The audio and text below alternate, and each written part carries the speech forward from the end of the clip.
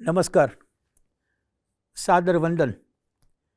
Gujarat વિશ્વકોશ trust Ahmedabad અને સંતુલન રાજકોટના સંયુક્ત ઉપક્રમે હું આપ સૌનું અસ્મિતા વિશેષ સંવાદમાં ગુજરાત વિશ્વકોશ ટ્રસ્ટના સ્ટુડિયોમાં હાર્દિક સ્વાગત કરું છું. ભાવક મિત્રો, આ એક રૂપકડો પ્રકલ્પ અમે હાથ ધરી રહ્યા છીએ. એમ કહેવાય છે કે પરદેશની ધરતી ઉપર વસતા દરેક વ્યક્તિનો એક મનોરથ હોય છે કે એક વખત તો ભારતની ધરતી ઉપર જવું. કારણ ભારત અખૂટ ભંડારનો ખજાનો છે. કલા, સંસ્કૃતિ, સાહિત્ય, માનવ સંસાધનો અપાર છુટ્ટે હાથે કુદરતે અહીં વેર્યા છે. અને ભારતમાં પણ ગુજરાત અસ્મિતાઓનો ભંડાર છે. વિશેષ કરીને અસ્મિતાઓ, માનવીય અસ્મિતાઓ, કે જેમણે પોતાના જીવનમાં શૂન્યમાંથી સર્જન કર્યું છે અને જીવનના દરેક તબક્કાની અંદર સંઘર્ષ કરીને સફળતા પ્રાપ્ત કરી અને સફળતામાંથી સાર્થકતા સુધી તેઓ આગળ વધ્યા છે. આ ગુજરાતની અસ્મિતાઓના જીવનયાત્રાને કચકડે મઢી લેવાનો પ્રયોગ એ અમારો અસ્મિતા વિશેષ સંવાદ છે. અમારા માટે એ આનંદનો વિષય છે કે આ પ્રકલ્પની અંદર અમે ગુજરાતના સંસ્કૃતિ, સાહિત્ય, કલા, સમાજ જીવનના અગ્રણીઓને, વ્યક્તિ વિશેષને અમારે આંગણે આમંત્રણ આપીને બોલાવ્યા છે અને એમની સાથે એમના જીવન વિશે આપણે અંતરંગ સંવાદ કરવાના છીએ. આ બધા વ્યક્તિત્વો એવા છે કે જેની સાથે ભાગ્યે જ સમય ફાળવી શકાય. આપણે સૌ નસીબદાર છીએ કે આપણને આ સ્ટુડિયોમાં આવા વ્યક્તિત્વો સામે આવીને મળ્યા છે. મારા માટે ગૌરવનો વિષય એ છે કે હું આજે સ્ટુડિયોમાં ગુજરાતની અંદર પાંચ મુખ્યમંત્રીઓ સાથે અગ્ર સચિવનો કાર્યભાર એકદમ હળવાશથી અને એકદમ વ્યવહારુ રીતે અખત્યાર કરનાર સમાજ જીવનના પ્રહરી શ્રી પ્રવીણકુમાર લહેરીજી સાથે ઉપસ્થિત છું. લહેરી સાહેબ, નમસ્તે ભદ્રાયુભાઈ. હું આપનું હાર્દિક સ્વાગત કરું છું અને અમને બહુ જ આનંદ છે કે આપ સમય ફાળવીને અમારા સ્ટુડિયોમાં પધાર્યા છો. આભાર. મેં કહ્યું એ પ્રમાણે લહેરી સાહેબ, ઉદ્દેશ એવો છે કે આજની પેઢીને તો એવું લાગે કે કોઈ વ્યક્તિ વિશેષ છે એને બધું મળી ગયું છે. કદાચ એમને ખ્યાલ નથી કે મેળવવા માટે એણે જીવનમાં કેટલા બધા મૂલ્યો જાળવ્યા છે, કેટલા બધા સંઘર્ષ કર્યો છે. કોઈ પણ પળે એ ડર્યા નથી, ડગ્યા નથી અને છેક ટોચ સુધી પહોંચ્યા છે. પણ આપણે નવી પેઢીનો દોષ ન કાઢવો જોઈએ. એટલે અમને એવો વિચાર આવ્યો કે લાવો આપણે જ એ બધા જ મહાનુભાવોની જીવનયાત્રા નવી પેઢી સમક્ષ મૂકીએ. મારી સાથે મને બરાબર ખ્યાલ છે કે હું એવા વ્યક્તિત્વ સાથે વાત કરી રહ્યો છું કે ગાંધીજી સાથે સત્યાગ્રહમાં જેણે અગ્રેસર ભાગ લીધો એ આદરણીય વંદનીય શ્રી કનુભાઈ લહેરીના સુપુત્ર પ્રવીણભાઈ ઉપસ્થિત છે. આપણા સૌ માટે તો આ એક અતિ ગૌરવનો વિષય છે.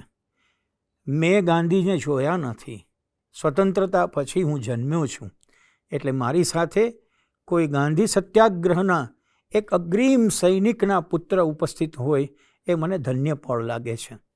લહેરી સાહેબ, મને એ જાણવામાં રસ છે કે આજે જે મારી સાથે લહેરી સાહેબ બેઠા છે એમનું બાળપણ કેમ વીત્યું, એમના કુટુંબનો ઉછેર કેવી રીતે થયો, આપ અમને વિગતે વાત કરો. ભદ્રાયુભાઈ, આપે કહ્યું એમ આપનો જન્મ આઝાદી પછી થયો. મારો જન્મ આઝાદી પહેલાં લગભગ 2.5 વર્ષે થયો. 28 માર્ચ 1945 અધિક ચૈત્રની પૂનમના રોજ મારો જન્મ થયો. તે ગામ રાજુલા. ત્યારે ભાવનગર રાજ્યનું એક છેવાડાના મહાલનું ગામ અને બાજુમાં દરિયાકાંઠો અને વિસ્તાર ઘણો પછાત. મારા પિતાશ્રીનું વતન નહીં પરંતુ મોસાળ હતું.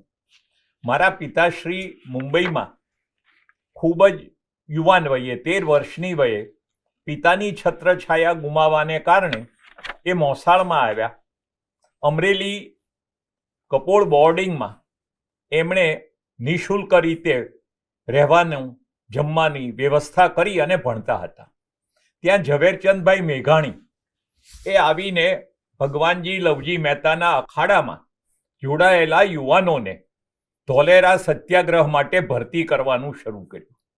શરૂઆતમાં મારા પિતાજીએ ના પાડી, પરંતુ એ પોતાના એક વધારાના ખર્ચ માટે 10 રૂપિયાની કમ્પાઉન્ડરની નોકરી ડોક્ટર હરિપ્રસાદ વ્યાસને ત્યાં કરતા હતા. એ હરિપ્રસાદભાઈ ના પત્ની સુમિત્રાબેન ને પણ આ સત્યાગ્રહમાં જવાનું મન થયું અને જુગલ જુગારી નાટક લખેલું એવા જુગલ કિશોરભાઈએ જ્યારે કહ્યું કે ભાઈ તમે બે જાઓ પણ સાથે કોણ, અને અનિચ્છા છતાં એમના પ્રેમ ભાવને વશ થઈને મારા પિતાશ્રી ધોલેરા સત્યાગ્રહમાં ગયા. એ વાત તો 1930ની, મારા જન્મ પહેલા 15 વર્ષની.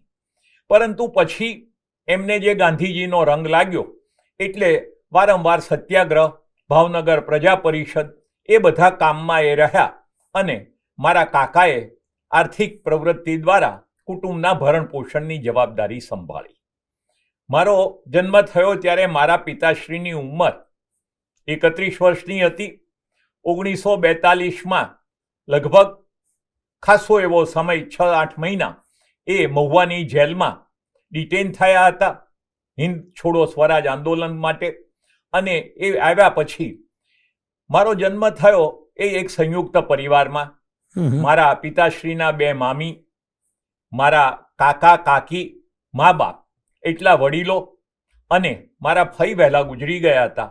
એટલે એમના મારી સમવયસ્ક દીકરો અને 2 વર્ષ નાની દીકરી, એમ અમે કુલ 13 ભાંડરડા મહુવા અને રાજુલા, જ્યાં અમારી લાતીઓ હતી, એના વચ્ચે રહેતા હતા. રાજુલામાં કે મહુવામાં સગવડમાં થોડો ફેર.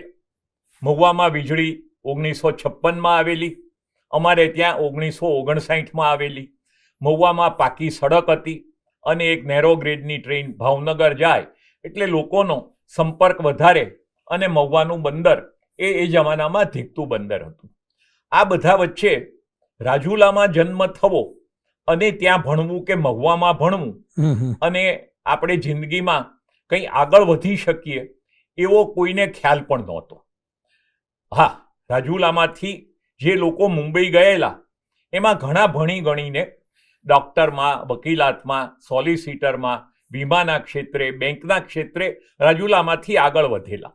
પરંતુ આઝાદી પછીના જે વર્ષો હતા એમાં શિક્ષણનો વ્યાપ વધ્યો, પરંતુ ગુણવત્તા સૌરાષ્ટ્રમાં તો એટલી નબળી હતી કે અનેક જગ્યાએ આ યુનિવર્સિટીના લોકોએ અરજી ન કરવી એવી હાલત હતી. સાચી વાત છે. આ પરિસ્થિતિ વચ્ચે જ્યારે પહેલા 2 વર્ષ હું રાજુલા ભણ્યો, પછી કુટુંબિક સગવડ ખાતર મહુવા ભણ્યો સ્વામિનારાયણ શાળામાં. ત્યાંથી પછી રાજુલામાં શાળા બંધ થઈ ગઈ અને મારા મામા આચાર્ય જાફરાબાદ હાઈસ્કૂલના, બહુ જાણીતું નામ છોટુભાઈ મહેતા, 100 વર્ષ ઉપર જીવ્યા અને એમણે આગ્રહ કર્યો એટલે હું મોસાળ ભણવા ગયો. 2 વર્ષ જાફરાબાદ ભણ્યો અને પછી પાછો રાજુલા આવ્યો. ત્યાં સુધીમાં વિલ્સન પેનવાળા સંઘવી પરિવારની શાળા જે બંધ પડી હતી એ ચાલુ થઈ અને 5 વર્ષ ભણીને હું મેટ્રિક થયો, જે આપણું ધોરણ 11 ત્યારે હતું. આ સમગ્ર સમયગાળા દરમિયાન અમારે ત્યાં આવતા જતા કલેક્ટરોને જોઈને મને વિચાર આવ્યો કે આમાં ઘણો રૂઆબ છે, આની ઘણી જવાબદારી લાગે છે. અને મારા પિતાશ્રીની એક જમાનામાં ICS થવું હતું મુંબઈમાં ભણતા હતા ત્યારે, એટલે એમની પ્રેરણાથી મેં આ જાહેર પરીક્ષા, સ્પર્ધાત્મક પરીક્ષા આપવાનો સંકલ્પ કર્યો. પરંતુ રાજુલામાં એ સમયે મેટ્રિકમાં આવ્યા ત્યાં ન તો વિજ્ઞાનનો શિક્ષક, ન ગણિતનો શિક્ષક, ન સમાજશાસ્ત્રનો શિક્ષક. એક શાસ્ત્રી સંસ્કૃત ભણાવે અને અમારા આચાર્ય JS વોરા સાહેબ અંગ્રેજી ભણાવે. એટલે અમારા માટે સ્વાધ્યાય અને કોઈ ઓળખેતાનું ટ્યુશન મળે એ સિવાય કંઈ કરવાનું નહોતું, કારણ કે ગામમાં જ કોઈ ભણાવી શકે એવી વ્યક્તિ નહોતી. પરંતુ અમે અરસપરસના સહયોગથી અમારા જૂથ દ્વારા, મિત્રો દ્વારા જે કામગીરી કરી, એટલે અમારા 40ના વર્ગમાંથી 20 જણા ખૂબ સારી રીતે આગળ ભણી શક્યા. કોઈ ચાર્ટર્ડ એકાઉન્ટન્ટ થયા, કોઈ ઇજનેર થયા, કોઈ ડૉક્ટર થયા, અમેરિકા ગયા, અને મારા ભાગે મારી જે ઈચ્છા હતી, મારા પિતાશ્રીની પ્રેરણા હતી, એવા આ સ્પર્ધાત્મક પરીક્ષામાં સફળતા મેળવવાનો લાભો મળ્યો. ભદ્રાયુભાઈ, પુરુષાર્થ તો સૌ કરે છે, પુરુષાર્થ કરવો જરૂરી પણ છે, પરંતુ આપણે સૌ જાણીએ છીએ કે સરવાળે તો પ્રારબ્ધ પણ મહત્વનો ભાગ ભજવે છે. માણસને ક્યારે કેવી તક મળશે એ આપણે અગાઉથી કહી શકતા નથી. એટલા માટે મારે સૌથી પ્રથમ તો પ્રભુનો આભાર એ માનવો જોઈએ કે આપણે એક સ્વપ્ન સેવ્યું હોય અને એ આપણી ધારણા મુજબ સાકાર થાય ત્યારે એનો આનંદ અને સંતોષ અનેરો હોય છે. હું જો રાજુલાની વાત કરું તો ત્યાં પ્રાથમિક આરોગ્ય કેન્દ્ર હતું, પછી સેકન્ડરી આરોગ્ય કેન્દ્ર બન્યું, પણ મોટા ભાગે ડૉક્ટર ન હોય, દવા ન હોય, અને ત્યારે શીતળા ડૉક્ટર કહેવાતા. એ આવીને શીતળાની રસી મૂકતા. ગમે તે કારણે મને રસી મૂકાવાનું રહી ગયું અને એકદમ જેને કહેવાય ગંભીર પ્રકારના શીતળાના રોગે મને ઘેરી લીધો. મારી ઉંમર 5 વર્ષની, અને એમાંથી આંખ સહિત બચીને બહાર નીકળવું એ મને લાગે છે કે પ્રભુ કૃપા વિના શક્ય જ ન હોય. એટલું પૂરતું નહોતું તો એ જ વર્ષે મને ડિફ્થેરિયા અને ટાઇફોઇડ જેવી એ જમાનાની જીવલેણ બીમારી લાગુ પડી, અને ડૉક્ટરો નહીં પરંતુ પરિવારની કાળજીથી એમાંથી પણ હેમખેમ પાર ઉતર્યા. એને કારણે લગભગ મેં મારો અભ્યાસ પૂરો કર્યો ત્યાં સુધી તબિયતથી હું થોડો ઢીલો પોચો ગણાવ, અને મારી કામ કરવાની શારીરિક શક્તિ પણ થોડી ઓછી, રમતગમત કે એમાં ભાગ લેતા થાક લાગે એવી પરિસ્થિતિમાંથી ધીમે ધીમે બહાર આવ્યા. અને મેટ્રિકમાં એ જમાનામાં નવું ગુજરાતનું બોર્ડ બન્યું હતું, અને એમાં 64% એટલે એ જમાનામાં સારા કહેવાય એવા માર્ક સાથે સેન્ટ ઝેવિયર્સ કોલેજ મુંબઈમાં મને પ્રવેશ મળ્યો. બાળપણની વાતમાં આજે અનેક મિત્રોને યાદ કરું છું. મારા એક મિત્ર શાંતિલાલ, એમણે પ્રિલિમ પરીક્ષા પછી મને જો ગણિત શીખવ્યું ન હોત તો હું ગણિત વિષયમાં ચોક્કસ નાપાસ થાત. એ જ રીતે અનેક મિત્રોએ અમને જે રીતે મદદ કરી, અને સૌથી વધારે તો એ દિવસો આનંદના, એટલે કે આપણે સંપૂર્ણ ચિંતા મુક્ત જીવનમાં એક નાના ગામમાં ખૂબ સાહજિકતાથી જીવતા હતા. એનો જે અનેરો આનંદ છે એ આજે હવે તો મિત્રોની ગેરહાજરી થતી જાય છે, અને જે કોઈ મળે છે ત્યારે એ દિવસો સંભાળીએ ત્યારે આપણને રગે રગમાં આનંદ પ્રસરી જાય એવી પરિસ્થિતિ હોય છે. બાળપણ તે જમાનાની રીતે ખૂબ માણ્યું એમ કહું તો ખોટું નથી, અને પરિવારમાં પણ ભાંડડા ભાઈઓ બહેનો એટલા કે સૌની સાથે ખૂબ આનંદથી, આત્મીયતાથી અમે જે રીતે મોટા થયા, અને આજે જે કુટુંબોની પરિસ્થિતિ બદલાઈ છે ત્યારે આપણને લાગે કે ભલે એ પછાત સમય હતો, પછાત વિસ્તાર હતો, ઘણી વસ્તુનો અભાવ હતો, પરંતુ માયાળુ સ્વભાવનો અભાવ નહોતો, લાગણીનો અભાવ નહોતો, પ્રેમનો અભાવ નહોતો. અને આના કારણે જે આનંદ અને જે આત્મવિશ્વાસ વિકસ્યા એ કદાચ આજના આ સ્પર્ધાત્મક યુગમાં કેટલા વિકસ્યા હોત એ કહેવું મુશ્કેલ છે. લહેરી સાહેબ, આપે જે વાત કરી એમાં એક બાબત એવી નોંધવા મળી કે 13 ભાંડડાઓની વચ્ચે આપનો ઉછેર થયો, અને પછીથી ભણવામાં પિયર ગ્રુપ, જેને આપણે સમવયસ્કો કહીએ છીએ, એમણે જે સહાય કરી એના મદદથી આપણું નાવ આગળ ચાલ્યું. અર્થ એવો પણ નીકળે કે પછીના સમયમાં જે સૌને સાથે લઈને ચાલવાની એક પ્રક્રિયા આપના સ્વભાવમાં ઉમેરાણી, એના બીજ કદાચ ત્યારથી વવાણા હશે. પિતાશ્રી,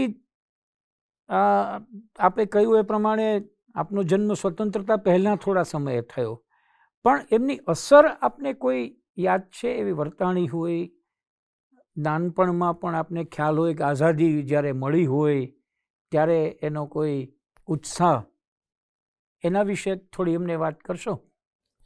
ભદ્રાયુભાઈ, આપે જે પ્રથમ વાત કરી કે 13 ભાઈ બહેનો વચ્ચે ઉછેર થાય, વડીલો હોય, અને ઘરમાં એક સંયુક્ત કુટુંબનું વાતાવરણ હોય, ત્યારે આપણામાં જે ગુણો વિકસે છે, ખાસ કરીને ટુ કેર એન્ડ શેર, આપણે એકબીજાની કાળજી કરીએ, એકબીજા જોડે વહેંચીને કરીએ, એ જે લાગણી છે એ આજે એકલવાયા બાળક માટે કદાચ સ્વાભાવિક રીતે શક્ય નથી રહેતી.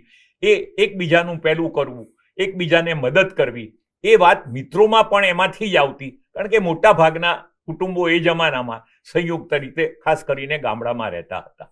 મારા પિતાશ્રીની વાત કરું તો આપે અગાઉ કહ્યું તેમ એમનું વ્યક્તિત્વ પ્રતાપી. 9મા ધોરણથી એમણે અભ્યાસ છોડેલો, પરંતુ વિશાળ વાંચન, ગુજરાતી, હિન્દી, મરાઠી, અંગ્રેજી ભાષાનો અભ્યાસ. અને મારા ઘરમાં એમણે 2 કબાટ વસાવેલા, એકમાં સસ્તા સાહિત્યના તમામ પ્રકાશનો અને બીજામાં નવજીવનના તમામ પ્રકાશનો. અને એ કંઈ પણ સમયે બહાર જઈને આવે તો ગીતા પ્રવચન હોય કે બીજી નવલકથા હોય કે કોઈ કાવ્યની પહેલી હોય, એ બધું લેતા આવે. એ જિલ્લા કક્ષાએ જ્યારે લોકલ બોર્ડના પ્રમુખ બન્યા ત્યારે ભાવનગરમાં રહે, અને ભાવનગરમાં મેઘાણીભાઈનો પરિવાર રહેતો હતો, અને અનેક શાયરો, કવિઓ, ભાવનગર તો સૌરાષ્ટ્રનું સાંસ્કૃતિક કેન્દ્ર, એને કારણે એ બધાની અવરજવર. અને મારા પિતાશ્રીના પરમ મિત્ર, મુરબ્બી, માર્ગદર્શક એ દુલાભાયા કાક 9 કિલોમીટર છેવાડે ત્યાં મજાદરમાં રહે. એને ક્યાંય પણ જવું હોય તો એ ઘોડા ઉપર બેસીને આવે, અમારે ત્યાં ઘોડું બાંધે અને પછી જાય. હવે એમની જોડેની જે બાળપણની અનેક સ્મૃતિઓ પણ આજે મને યાદ આવે છે. એમની પહેલા થોડી કાળી ધોળી, પછી સફેદ દાઢી, સફેદ કપડા, ઉપર પહેરેલો એમનો પોતાની ખાસી ઊંચાઈ ઉપર વધારે એવો ફેંટો, એમનું એ જે વ્યક્તિત્વ હતું, અને કોઈ પ્રકારના વાજિંત્ર વગર અને હાથની આંગળીઓના ટચાકા સાથે એ જ્યારે ભાવવાહી બનીને ગાય, એ બધા પ્રસંગો યાદ કરીએ તો આપણને આજનો સારામાં સારો ઓર્કેસ્ટ્રા વાળો પ્રોગ્રામ પણ ફીકો લાગે. એવું આ એક માણસનું અમે એક જે બાળપણમાં જોયું, માણ્યું, અને ઘોડા પર ફરવા પણ લઈ જાય. છોકરાઓ જાણીને એક સાથે જે આનંદ હતો એ ખરેખર અદ્ભુત હતો. મારા પિતાશ્રી સૌરાષ્ટ્ર અને મુંબઈ ધારાસભામાં રહ્યા, 5 વર્ષ ભાવનગર જિલ્લામાં લોકલ બોર્ડના પ્રમુખ, અને અમરેલીમાં પણ લોકલ બોર્ડના પ્રમુખ 5 વર્ષ રહ્યા. એ જમાનામાં કદાચ આ પ્રમુખની બદલી થયાનો પહેલો પ્રસંગ હતો, પરંતુ એમણે જે કામ ખાસ કરીને લોકોના પ્રશ્નો ઉકેલવા માટે, લોકોને સહાય કરવી, એ એમના વ્યક્તિત્વનો ભાગ હતો. એમને માટે કોઈકનું કામ કરવું એના જેવો આનંદ એકેમાં નહોતો, અને સૌ એમને એ રીતે ઓળખતા હતા. એટલે કોઈ પણ માણસ ગમે ત્યારે એમની પાસે નિસંકોચ સલાહ માટે આવે, મદદ માટે આવે. અને એમની એક પદ્ધતિ હતી, એમના વિશાળ મિત્ર વર્તુળ જે મુંબઈમાં સુખી હતું, એમના નામે એ કોઈને પૈસા આપી દે કે ભાઈ તને 40 રૂપિયા દવાના, અને પહેલાને પોસ્ટકાર્ડ લખી કે ભાઈ શ્રી બાબુભાઈ તમારા વતી આ મદદ કરેલ છે, અને ડાયરીમાં નોંધી રાખે. મુંબઈ જાય ત્યારે એ બધા પૈસા પાછા લેતા. આવી રીતે એ જેને કહેવાય કે સંકટ સમયની સાંકળ તરીકે પણ કામ કરે, અને તમામ લોકોની કોઈ પણ પ્રકારના ભેદભાવ વગર સેવા કરવી એ એમનો ગાંધી ચિંધ્યો માર્ગ, અને એ માર્ગને એ હંમેશા વળગી રહ્યા. એને કારણે એમ કહી શકાય કે એમનો મારા ઉપર પ્રભાવ સૌથી વધારે રહ્યો. મેં એમને જાહેર કામ કરતા જોયા, લોકલ બોર્ડનો વહીવટ કરતા જોયા, અનેક મહાનુભાવો જોડે વાર્તાલાપ કરતા જોયા, એને અમુક ચીજોનો વિરોધ કરતા પણ મેં જોયા. એ દરેક વખતે એમનામાં એક જે આગવી શૈલી હતી એ તો ખરી, પરંતુ એમણે ગાંધી મૂલ્યોને હંમેશા આદર્શ માન્યા હતા, અને ક્યાંય એમાં કદી બાંધછોડ ન કરે. વ્યવહાર કુશળ ખરા, પરંતુ એ જમાનામાં એક, આજે તો આપણે બહુ એવું નથી કરતા, પરંતુ કાર જ ન કરવું એવી ઝુંબેશ હોય, કે બહેનોએ લાજ ન કાઢવી એવી ઝુંબેશ હોય. તો કોઈના ઘરે ગયા હોય તો જમવાનું કે તો એ કહે કે બેન લાજ મૂકે પછી હું ભાણું માંડીશ. આવો પણ સત્યાગ્રહ કરે. એને કારણે લગભગ ત્યાંના ગિરાસદાર સમાજે એમની માટે એમના બહેનોએ લાજ મૂકી દીધી હતી કે ભાઈ કનુભાઈ ઘરમાં આવે તો લાજ ન કાઢવી. એટલું પણ એને પહેલા પ્રભાવશાળી વ્યક્તિત્વને કારણે બન્યું, અને એમાં હંમેશા એક આત્મીયતા અને ઉમળકો એમને રહ્યા. એમના સંબંધો આજે મને વર્ષો પછી પણ ક્યારેક કોઈક અચાનક, હવે તો બહુ મોટી ઉંમરના હોય, એ યાદ કરે, અને મારી ઓળખ ત્યારે એક એટલી જ રહે, એક જ વાક્યમાં, કે કનુભાઈ લહેરીના દીકરા છે. વાહ વાહ, એ પણ આપણા માટે બહુ ગૌરવનો વિષય છે કે એ ઓળખાણથી આપણે મોટા થઈએ છીએ. આપે વાત કરી એ કાગબાપુની સાથે, કારણ કે આજે તો કાગબાપુને જોયા ન હોય એવી એક મોટી પેઢી થઈ ગઈ છે, મને પણ યાદ છે કે આકાશવાણીમાં કાગબાપુના રેકોર્ડિંગ વખતે મને આપ કહો છો તેમ પલાઠી મારીને બેસે તો પણ એની ઊંચાઈ એટલી મોટી હોય વિરાસત. અને હાથના આંગળા ઉપર એ પોતે તાલ આપતા જાય એ સુંદર. આપે તો ઘોડેસવારી પણ એમની સાથે કરી છે, એટલે આ બધા જીવનના નાના નાના પડાવો છે એ બહુ મોટા યાદગીરીના સ્થાનકો બનતા હોય છે. અને એ વાત પણ સાચી લહેરી સાહેબ કે કનુભાઈ માત્ર ગાંધી સાથેના સત્યાગ્રહમાં નહીં પણ જ્યાં સત્ય હોય ત્યાં એમનો આગ્રહ હોય કે વહુ દીકરીઓએ લાજ કાઢવાની જરૂર નથી, તો એના માટે પણ એમણે પોતાની વાત રજૂ કરી. આપે કહ્યું કે 11મું ધોરણ પાસ કર્યા પછી આપે કોલેજમાં એડમિશન મેળવ્યું. કયા વિષય સાથે આપે કોલેજ કરી અને કેવી રીતે પ્રયાસ આગળ વધ્યો? ભદ્રયુભાઈ, મારા મોટાભાઈ નરેન્દ્રભાઈ મુંબઈ ભણવા 1959માં ગયા. એ વર્ષે જ એમને મેડિકલમાં પ્રવેશ મળ્યો.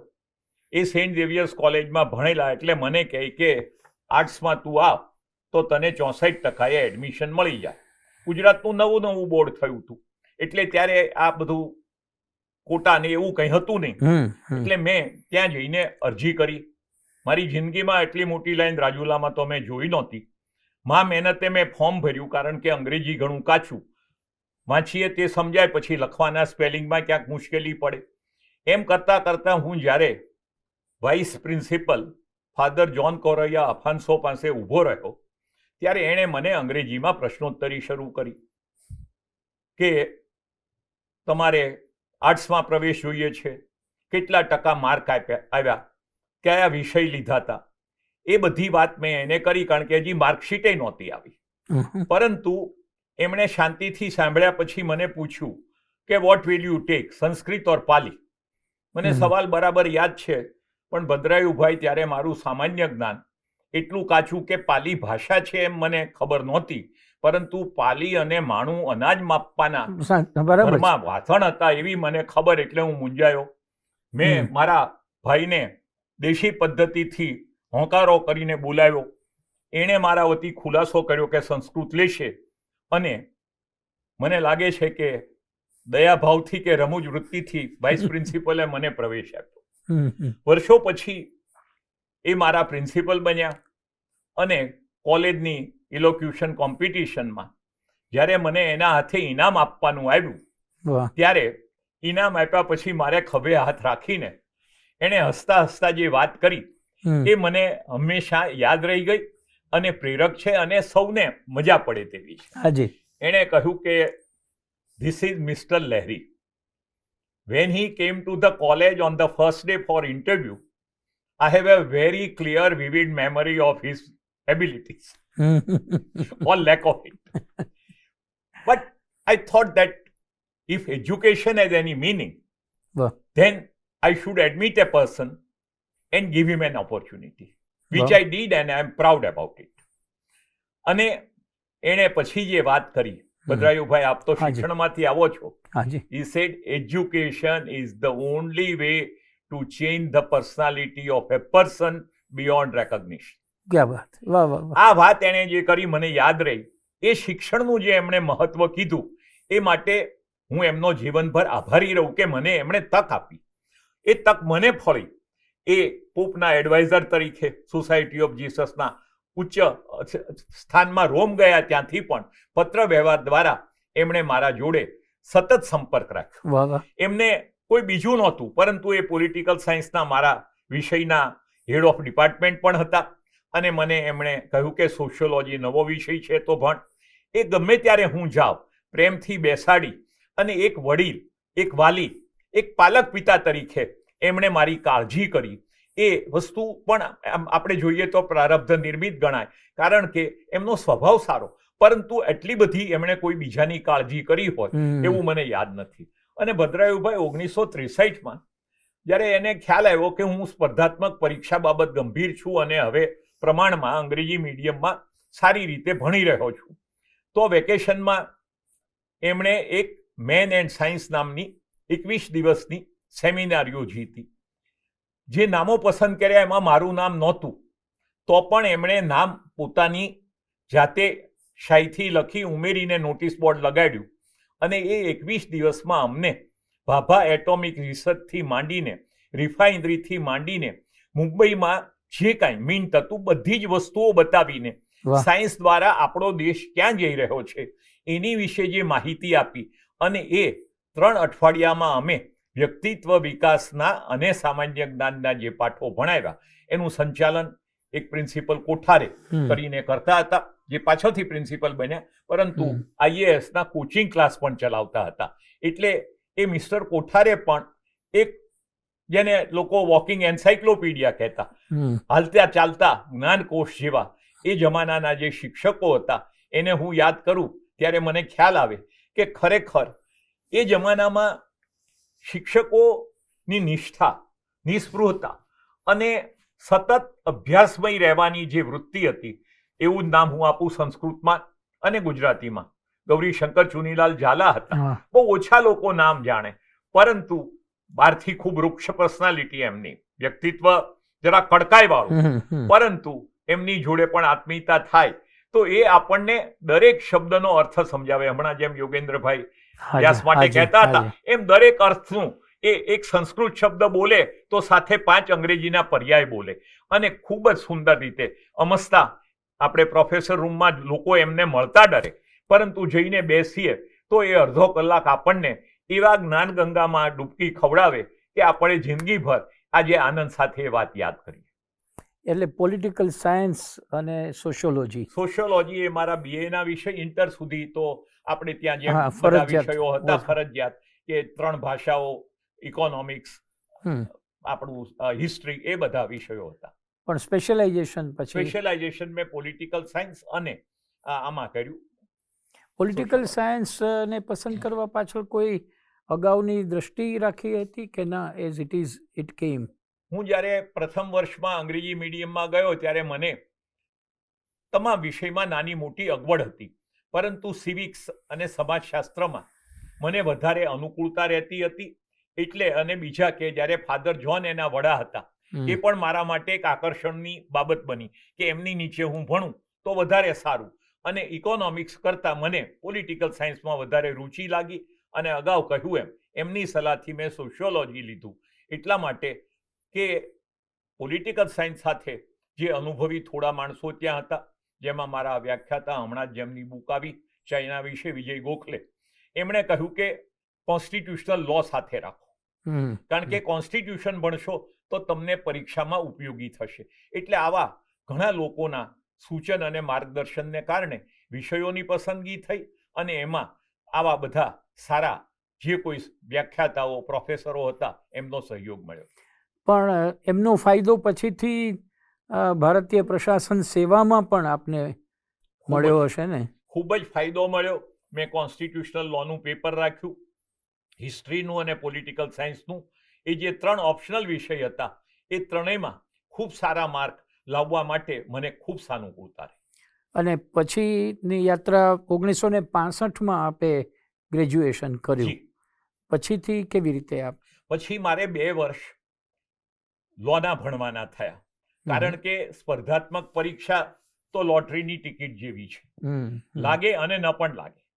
1 માર્ક ખાતર પણ તમે રહી જાઓ તેવી શક્યતા જ્યારે હોય છે, ત્યારે મેં કાયદાનો અભ્યાસ કરવાનું ઉચિત માન્યું. સવારની કોલેજમાં હું માટુંગા ત્યારે રહેવા આવી ગયો હતો અને ત્યાંથી જાઉં. બપોર પછી મારા એક પિતરાએ કાપડનો ધંધો શરૂ કર્યો હતો, એટલે એને મદદ કરું. પછી ત્યાંની યુનિવર્સિટીની લાઇબ્રેરીમાં અભ્યાસ કરવા જાઉં. પાછો સાંજે સેન્ટ ઝેવિયર કોલેજના ડૉક્ટર કોઠારે સાહેબના કોચિંગ ક્લાસ ભરું. પછી પાછો મારા પિતરાઈ જોડે કિંગ સર્કલ માટુંગા પરત જાઉં. એમ લગભગ સવારે 5:30થી રાતના 10:30 સુધી આખો ભરચક કાર્યક્રમ વચ્ચે પરીક્ષાની તૈયારી પણ થઈ, કાયદાનું કામ પણ પત્યું. ઘરમાં જે નાના ભાઈ હતા પિતરા, એમને પણ મદદ થવાનું થયું. અને એકંદરે એમ કહેવાય કે એ 2 વર્ષ મને, જેને આપણે ગુજરાતીમાં કહીએ શ્વાસ લેવાની ફુરસદ ન હોય તેવા, મારા માતુશ્રી ઘણીવાર ચિંતા કરે કે શું કામ આટલું બધું કરે, આ ન કર, તે ન કર, પરંતુ એકંદરે એનાથી મને સતત સારી રીતે કામ કરવાની ટેવ પડી.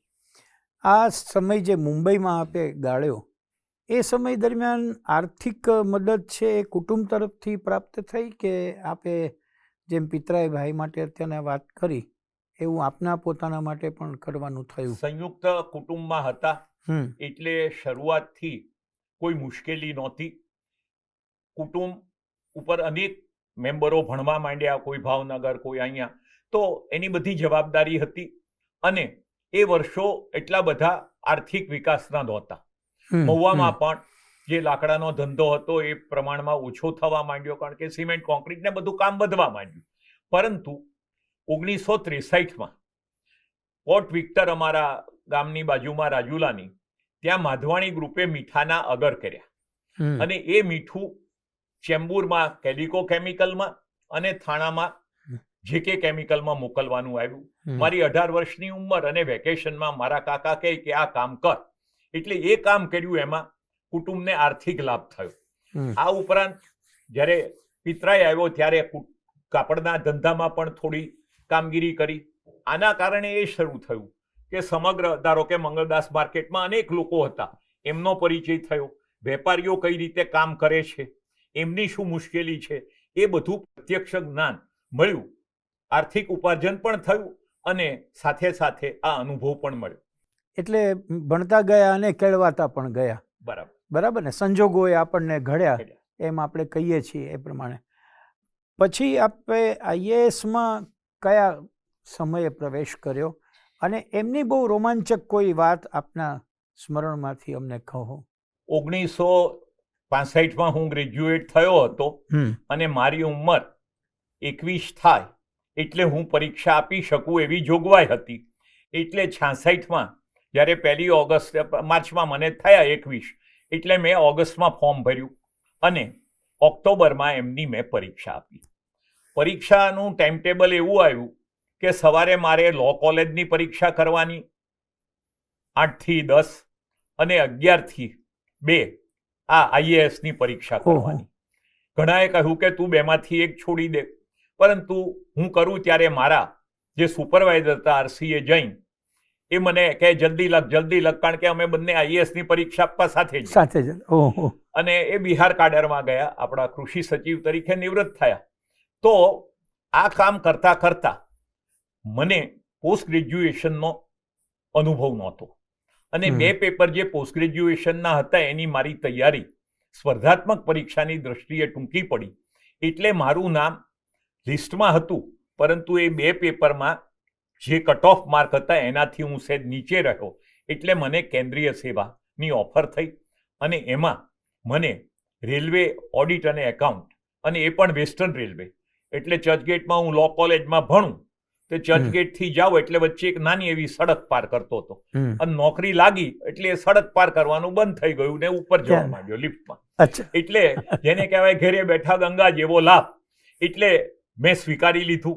મુંબઈમાં ભવિષ્ય સારો, કોલાબામાં ફ્લેટ મળે રહેવા માટે, અને રેલવે તો મુંબઈ માટે ત્યારે અને આજે પણ ધોરી ન સમાન છે.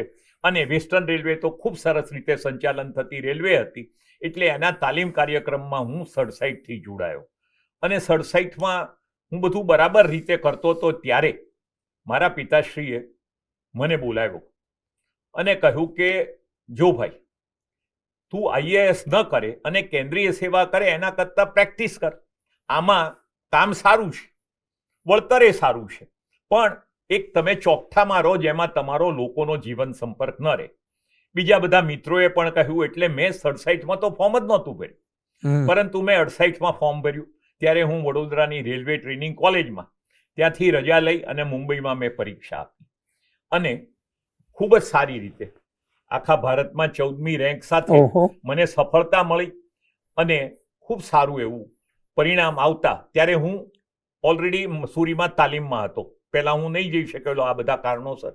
એટલે ત્યાં જ મને પરિણામ મળ્યું અને સેન્ડવિચ પેટર્ન આવ્યો એટલે અમને ત્યાં રોકી રાખ્યા અને ખૂબ સારી રીતે કેન્દ્રીય સેવામાંથી અખિલ ભારતીય સેવામાં આવ્યો.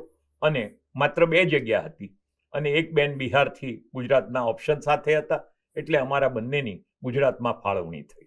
એટલે પહેલા પ્રયાસે જ આપે એ બીજો પ્રયાસ કહેવાય હા, બીજો. યુપીએસસીની હા હા, સ્પર્ધાત્મક પરીક્ષાનો. પણ પહેલા પ્રયાસમાં આપણે રેલવે તરફની સફળતા તો પહેલી વખતે જ નોકરી મેળવવામાં સફળ હા રહ્યા. સભા, અને પછી આપણા ટાર્ગેટ તરફ આપણે આ ટાર્ગેટ સુધી પહોંચ્યા. પહોંચ્યા. લેરી સાહેબ, એ કેવો સમય હતો કે જે આપણે નાનપણમાં કલેક્ટરોને એને ઘરે જોઈને પિતાશ્રી સાથે વાત કરતા જોઈને એક કલ્પના કરી હતી કે આપણે અહીંયા પહોંચીએ, અને ખરેખર આ 1969માં કેમ પહોંચ્યા. એ કેવો સમય, કેવો યાદગાર રહ્યો હશે, અથવા આપની ઉર્મિઓ કેવી હતી? ભદ્રાયુભાઈ, વ્યક્તિગત રીતે રેલવેમાં જોડાયો ત્યારે પણ મને ખૂબ આનંદ થયો હતો કે સારું, જ્યારે આપણે કંઈ શોધ્યા વગર આપણને એટલી સરળતાથી સારી ક્લાસ 1 ગેઝેટેડ નોકરી મળી ગઈ, અને પૂરી કેરિયર આપણે અંદર કામ કરવાના હતા, અને એમની તાલીમ પણ ખૂબ ઉપયોગી હતી. અનેક વિષયોની તાલીમ, મિકેનિકલ એન્જિનિયરિંગથી માંડીને કોમ્યુનિકેશન, બધી આપણે શીખ્યા, એનો આનંદ હતો. આઈએએસમાં આવ્યા ત્યારે મેં કહ્યું એમ મસૂરી હતા, ને અમારા વખતથી 6 મહિના પછી અમે અહીંયા આવ્યા. હું અને નેત્રાબેન આવ્યા ત્યારે જાન્યુઆરી મહિનો હતો. જૂના સચિવાલયમાં દાખલ થયા, અને એક જરાક સિનિયર અધિકારી, જે મારા પહેલા ચીફ સેક્રેટરી હતા, એમને ત્યાં બેસીને અમે બપોરના ચા નાસ્તો કરતા હતા. અને આપ જાણો એમ કે સૌરાષ્ટ્રના અનેક લોકો, ખાસ કરીને નાગર મિત્રો, સરકારમાં હતા, અને ત્યારે કંઈ એટલું બધું કડક પાર્ટીશન નહીં, સાઉન્ડ પ્રૂફ, એટલે બેઠા હતા, અને એ લોકો ચા પાણી કરતા હશે બાજુના રૂમમાં, અને એની મેં આ લહેકામાં વાત સાંભળી. એ ભાઈ, આ પેલા આઈએએસ વાળા તો જૂનમાં આવતા હતા, કાંક 2 જણા જ આવ્યા, પેલા 15-16 આવતા હતા. શું થયું લાગે છે? બીજા ભાઈ કે હાળું સમજાતું નથી, હો આ બધું શું હાલે છે? એ કહે કે હવે 2 જ આવ્યા, એ તો કે બહુ કહેવાય કે. પછી એક ભાઈ કે પણ હવે આ આઈએએસ વાળાનું ભારે ઉપાધિ કે. હું તો કે હાળા સાંભળે નહીં ને સમજાય નહીં કે. આ don't listen to and learn. મેં જ્યારે એકેડેમીમાં કહ્યું ત્યારે લોકો, અત્યારે છે એમ, લોકો ખૂબ હસ્યા. મુખ્ય વાત એ છે કે એક હળવાશથી કહેવાયેલું સત્ય છે કે લોકો સાથે જે આત્મીયતા થવી જોઈએ એનો અભાવ મને આખી કારકિર્દી દરમિયાન સાલ્યો છે, એમ કહું તો ખોટું નથી. હું ઘણી વખત ટ્રેનિંગમાં વર્ગ 1ના અધિકારીની આજે પણ કરું છું, ત્યારે હું એક પ્રશ્ન કરું છું કે આપણે જાપાનમાં જઈએ, ત્યાં એમનો મંત્રી અને સેક્રેટરી ઊભા હોય, તો તમે કહી શકો કે કોણ મંત્રી કે સેક્રેટરી? અહીંયા તમે તરત કહી શકો, કારણ કે એના કપડા બધું જ અલગ છે. આપણો આખો અભિગમ એક થતો નથી. જાહેર વહીવટનું મોટામાં મોટું જો મુશ્કેલી વાળું કામ હોય તો એક વાક્યતા નથી. બંને પોતાની જાતને અલગ માને છે. એક જન ટેકાને કારણે મારી વાત સાચી એમ માને છે, બીજો એમ માને છે કે હું ભણેલો, હરીફાઈમાં આગળ વધેલો એટલે મારી વાત સાચી. આ જે ઘર્ષણ ચાલે છે એ ઘર્ષણ આજે પણ ચાલુ છે. એને કેમ નિવારવું, એને માટે મેં મારી કારકિર્દી દરમિયાન શક્ય એટલો પ્રયત્ન કર્યો છે. પરંતુ આ જે એક હળવાશથી સંભળાયેલી વાત એ લોકોના દિલનો પડઘો પાડે છે, એમાં મારા મનમાં આજે પણ શંકા નથી. અને એ અંતર આપણે જેટલું ઘટાડીએ એટલું આપણા દેશના વિકાસમાં એક ઉપકારક વસ્તુ બને એવી મારી પોતાની અંગત રીતે સ્પષ્ટ માન્યતા છે. ઘણી વખત ઘણા સાથી મિત્રો આવી માન્યતાથી નારાજ પણ થાય છે, પરંતુ થતા હતા, હવે તો પ્રશ્ન નથી. પરંતુ આ જે એક વાત છે એ મને મહત્વની લાગી. બીજું કે કારકિર્દીમાં આજે ગુજરાતમાં પ્રમાણમાં જેને આપણે કહીએ કે કોલોનિયલ માઇન્ડસેટ, જૂનો સામ્રાજ્યવાદી જે અભિગમ છે એ ઓછો છે. આપણે ત્યાં રાજા રજવાડા હતા, પરંતુ જે ગાંધીજી અને સરદારને કારણે જે વાતાવરણ રહ્યું એમાં મંત્રીઓ પણ જે ગાંધીવાદી આખી પેઢી આવી, ડૉક્ટર જીવરાજ મહેતા હોય, બળવંતરાયભાઈ હોય, બાબુભાઈ જશભાઈ પટેલ હોય, આ બધાનું એક વ્યક્તિત્વ આગવું હતું. અને એમણે જ્ઞાનમાં, મૂલ્યોમાં, પોતાની વર્તણૂકમાં, ભાવનામાં ખૂબ ઊંચાઈઓ સર કરેલી. એને કારણે આ બધા અહીંયા જ્યારે વહીવટના પહેલામાં હતા શાસનમાં, ત્યારે આપણને ખૂબ લાભો થયા છે, જેનાથી આજની પેઢી અજ્ઞાન છે.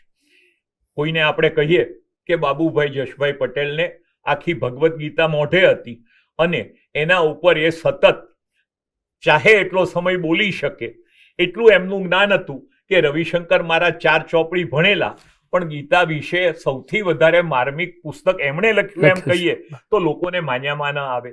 ડોક્ટર જીવરાજ મહેતા તો 1922માં, અહીંયા તો 60માં મુખ્ય પ્રધાન થયા. અને ગાંધીજીના એપેન્ડિસાઇટિસના ઓપરેશન વખતે મુંબઈ સરકારની મૂંઝવણ કે કંઈક થયું તો શું, ડોક્ટર ગિલ્ડનને લખી આપ્યું ના વાંધાપત્ર ગાંધીજીએ એના સ્વભાવ પ્રમાણે. પણ ગવર્નરે એ જ્યારે ટેલિગ્રામ આવ્યો એના ઉપર એટલું લખ્યું કે જો ડોક્ટર જીવરાજ ત્યાં હાજર રહે તો કોઈ ચિંતા ન રહે. આટલી ઊંચાઈ ધરાવતી વ્યક્તિઓ આપણા વચ્ચે હતી. રતુભાઈ અદાણી હોય, જેમની જોડે મારા ફાધર ધોલેરા સત્યાગ્રહમાં ગયા. આ સૌએ જે કામ કર્યા એને આપણી પેઢી યાદ કરે એટલા માટે હમણાં જયનારાયણભાઈ વ્યાસ ખૂબ સારા લેખક છે, એમણે એક સંપાદન કાર્ય હાથ ધર્યું છે. આજે આપે જેમ 50 વ્યક્તિ વિશેષને માટે આ કાર્યક્રમ કર્યો, એમણે 30-40 જણાને રિક્વેસ્ટ કરી છે કે તમે જે આ મુખ્યમંત્રીઓ થયા એમના સમય દરમિયાન તમે જે કાંઈ જોયું હોય, વાંચ્યું હોય, સમજ્યા હો, એ વિશે તમારા નિખાલસ અભિપ્રાયો સાથેના લેખો લખો અને એ સંપાદન કરી રહ્યા છે. વાહ, એવું પણ ખરું ને કે જે આપે એક અંતરની વાત કરી, IAS થયા પછી જે એક પાર્ટીશન ટોક આપણે મત સાંભળી, એનાથી આપના અંતરાત્મામાં એક પ્રકાશ થયો કે આવું મારા કાર્યકાળ દરમિયાન ઓછામાં ઓછું બને એવા હું પ્રયત્નો કરીશ. આપની વાત એ પણ સાચી છે કે કેટલાક લોકો અંતર બની રહે એના માટે પણ ખાસ ઈચ્છા ધરાવતા હોય છે. મારે લેરી સાહેબ એ જાણવું છે કે IASમાં જોડાયા પછી ને સચિવાલયમાં આવ્યા પછી આપ કેવી રીતે આગળ વધતા ગયા અને એમના માઇલસ્ટોન્સ કયા હતા?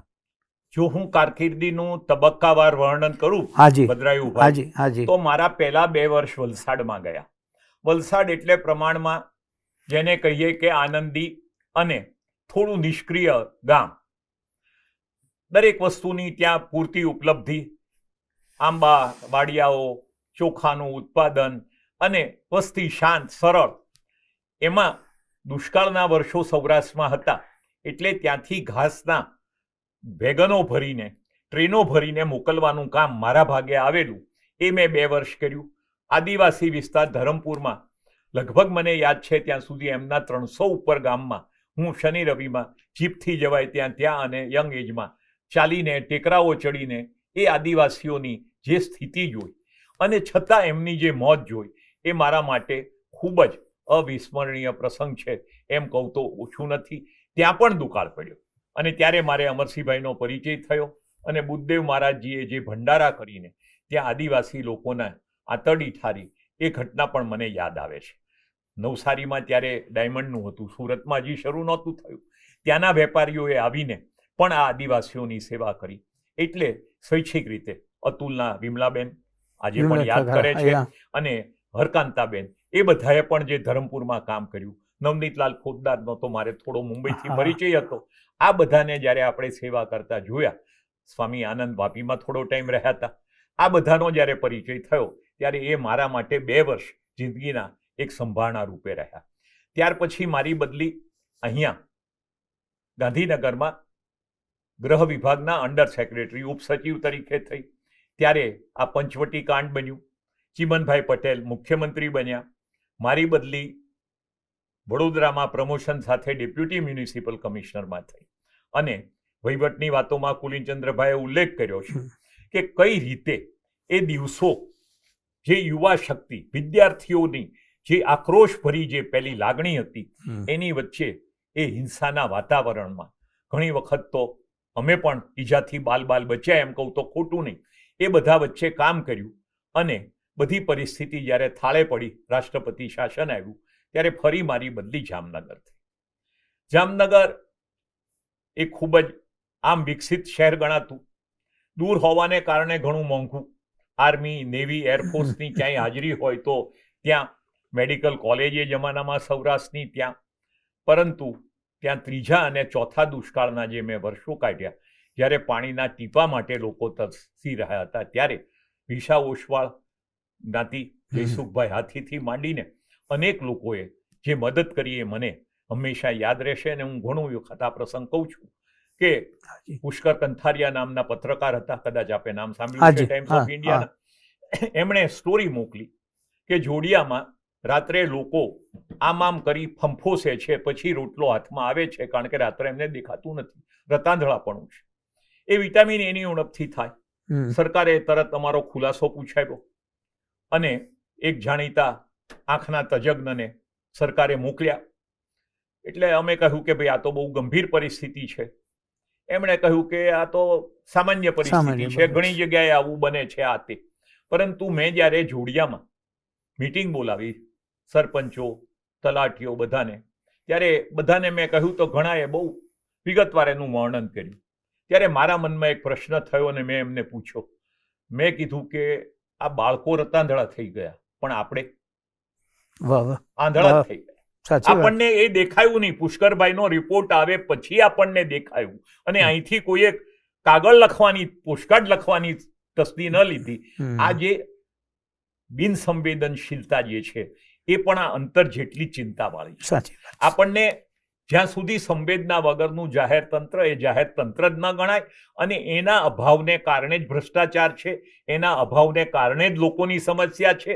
અને સંવેદનશીલતાને કારણે જ્યારે ચિંતન શિબિર પહેલી વહેલી કરી અને નરેન્દ્રભાઈએ કેવડિયામાં એક જ વાત કરેલી કે તમે બીજું કંઈ ન કરો, તમે ચિંતન ન કરો, તમે લાંબો વિચાર ન કરો, ફક્ત તમારા ટેબલ ઉપર આ એક લીટી નરસિંહ મહેતાની લખો કે વૈષ્ણવજન તો તેને રે કહીએ જે પીડ પરાઈ જાણે રે. આ હકીકતમાં આ જાહેર વહીવટનો સારાંશ પણ આ એક પંક્તિમાં છે. ગાંધીજીએ એને એક ટેલિસ્મેન તરીકે, એક ચાવી તરીકે, એક કસોટીના પથ્થર તરીકે કહ્યું. એ અને આ લીટી વચ્ચે કોઈ ભેદ નથી. એમણે છેવાડાના માનવીનું ઉમેર્યું, પરંતુ પીડ પરાઈ જાણવી એટલે એમાં છેવાડાનો માનવી તો આવે જ. આ જે વાત કરી એ વાત મને આ સમયમાં સમજવા મળી, જાણવા મળી. જામનગરના પોસ્ટિંગ પછી મને બનાસકાંઠામાં કલેક્ટર તરીકે મૂકવામાં આવ્યો. ત્યારે ઇમરજન્સી હતી અને અમારે ભાગે હરિસિંહ ચાવડા, લેખરાજ બચાણી જેવા ત્યારના વિરોધ પક્ષમાં રહેલા નેતાઓની અટકાયત કરવાનું બન્યું. પરંતુ જેલમાં જઈને હું એમને મળ્યો હતો. એમને રાજકીય કેદી તરીકેની સગવડ મળવી જોઈએ એવા મારા અભિપ્રાય પ્રમાણે આપતા આ બધા જોડે આજે ત્રીજી ચોથી પેઢીએ પણ ખૂબ સારા સંબંધો રહ્યા. અને એ લોકોને પણ જે કંઈ યાદ રહ્યું એ એક સારી ભાવના તરીકે રહ્યું. બનાસકાંઠામાં તો મોટા ભાગે જૈનો, ડાયમંડ મર્ચન્ટનું પહેલું, અને શિરીષભાઈ મોદી જે એક્ટિવ હતા, શિક્ષણ ક્ષેત્રે જેનું પ્રદાન અનન્ય છે. એમણે હમણાં એમના કુટુંબે જે એમની જીવન કથા પ્રગટ કરી એ આપ વાંચીએ ત્યારે યાદ આવે કે શું ટાઈમ હતો અને એની વચ્ચે કેટલા માણસોએ કેટલા સારા કામો કર્યા હતા. અને ત્યાર પછી હું 1978માં અહીંયા કુટીર ઉદ્યોગ વિભાગમાં આવ્યો, સચિવાલયમાં, અમદાવાદમાં. આપે જે વાત કરી એમાં એવું પણ બન્યું હશે ને કે ક્યારેક ન ગમતી વાતોને પણ ટેકો આપવાનું આપણા ઉપર દબાણ થયું હોય, અથવા તો પરિસ્થિતિ એવી સર્જાણી હોય. એ સમયની મનોવ્યથા કેવી હોય છે? ભદ્રાયુભાઈ, એ સમયે મારા પિતાશ્રી પણ સંસ્થા કોંગ્રેસમાં કાર્યશીલ હતા. એમણે પણ જાહેરમાં કટોકટી વિરુદ્ધ ભાષણ કરેલું. એમની પણ ધરપકડ થશે એવા સમાચાર અમારા પરિવારમાં પહોંચ્યા હતા. એટલે સ્વાભાવિક રીતે જે કાંઈ કટોકટી દરમિયાન બન્યું એમાં ગુજરાતમાં કોઈ એવી જેને આપણે કહીએ જબરજસ્તી નથી થઈ કે જે ઉત્તરના રાજ્યોમાં થઈ.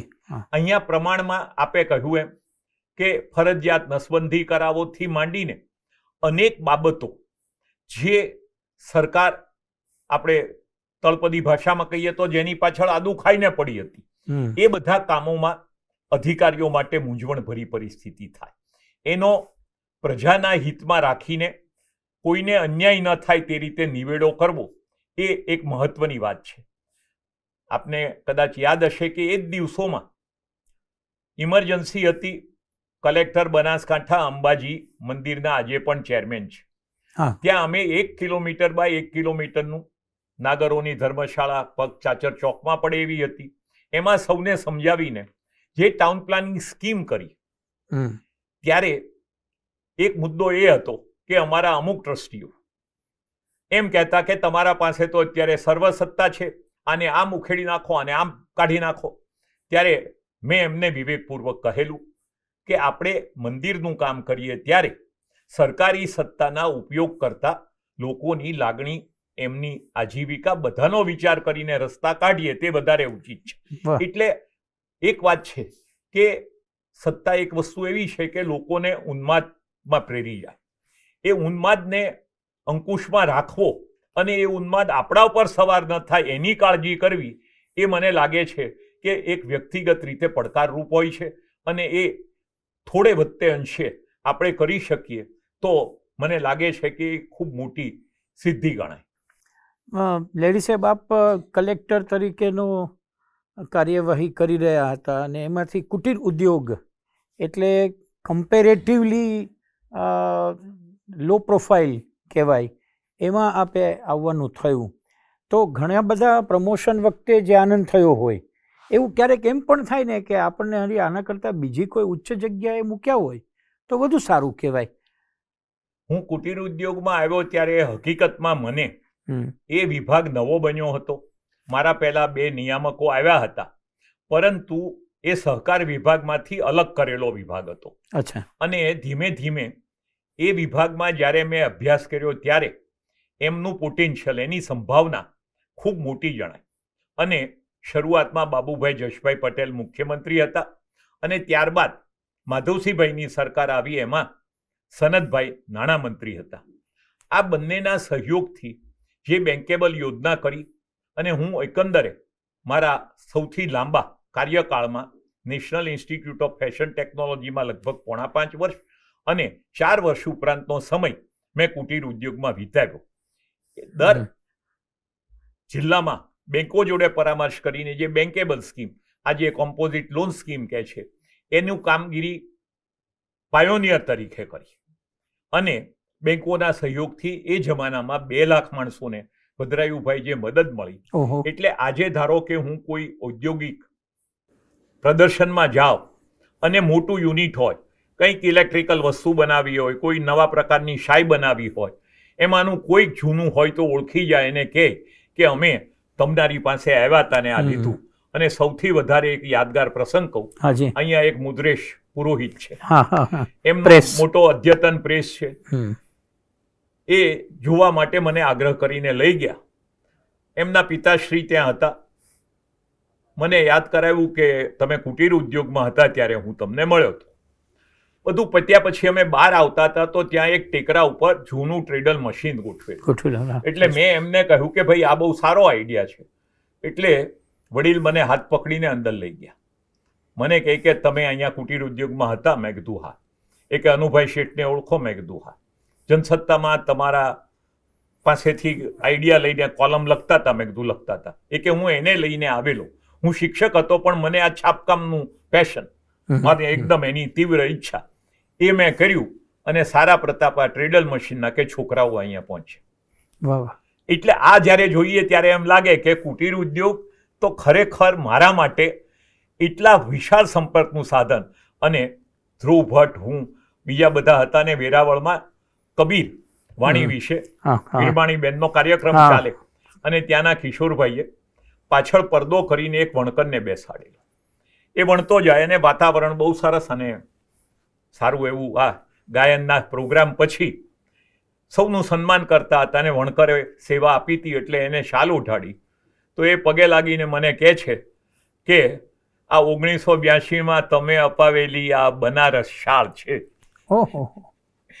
મને કોઈ હિસાબે યાદ આવે એવી વસ્તુ નહોતી, પરંતુ જ્યારે આપણે લોકોને મદદરૂપ થઈ શકીએ એમાં હું માનું છું કે તે દિવસે હતું અને આજે પણ રૂરલ ડેવલપમેન્ટમાં મેં થોડો ટાઈમ કામ કર્યું, પરંતુ રૂરલ ડેવલપમેન્ટ અને કુટીર ઉદ્યોગ કે ઉદ્યોગ વિભાગ હોય એમાં અને તાલીમ અને રોજગાર, એમાં આપણે જેટલા લોકોને મદદ કરી શકીએ એટલી બીજે ક્યાંય ન કરી શકીએ.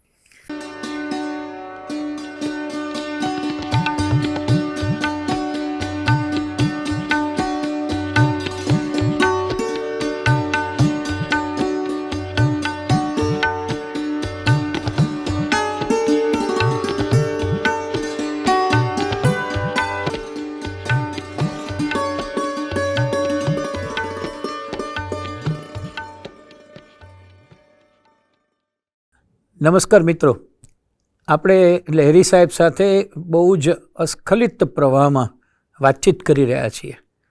થોડો વચ્ચે વિરામ લીધો, આપણે ફરી એકવાર જોડાઈ જઈએ પ્રવીણભાઈ સાથે અને કુટીર ઉદ્યોગ પછીની એમની યાત્રા વિશે વાત કરીએ.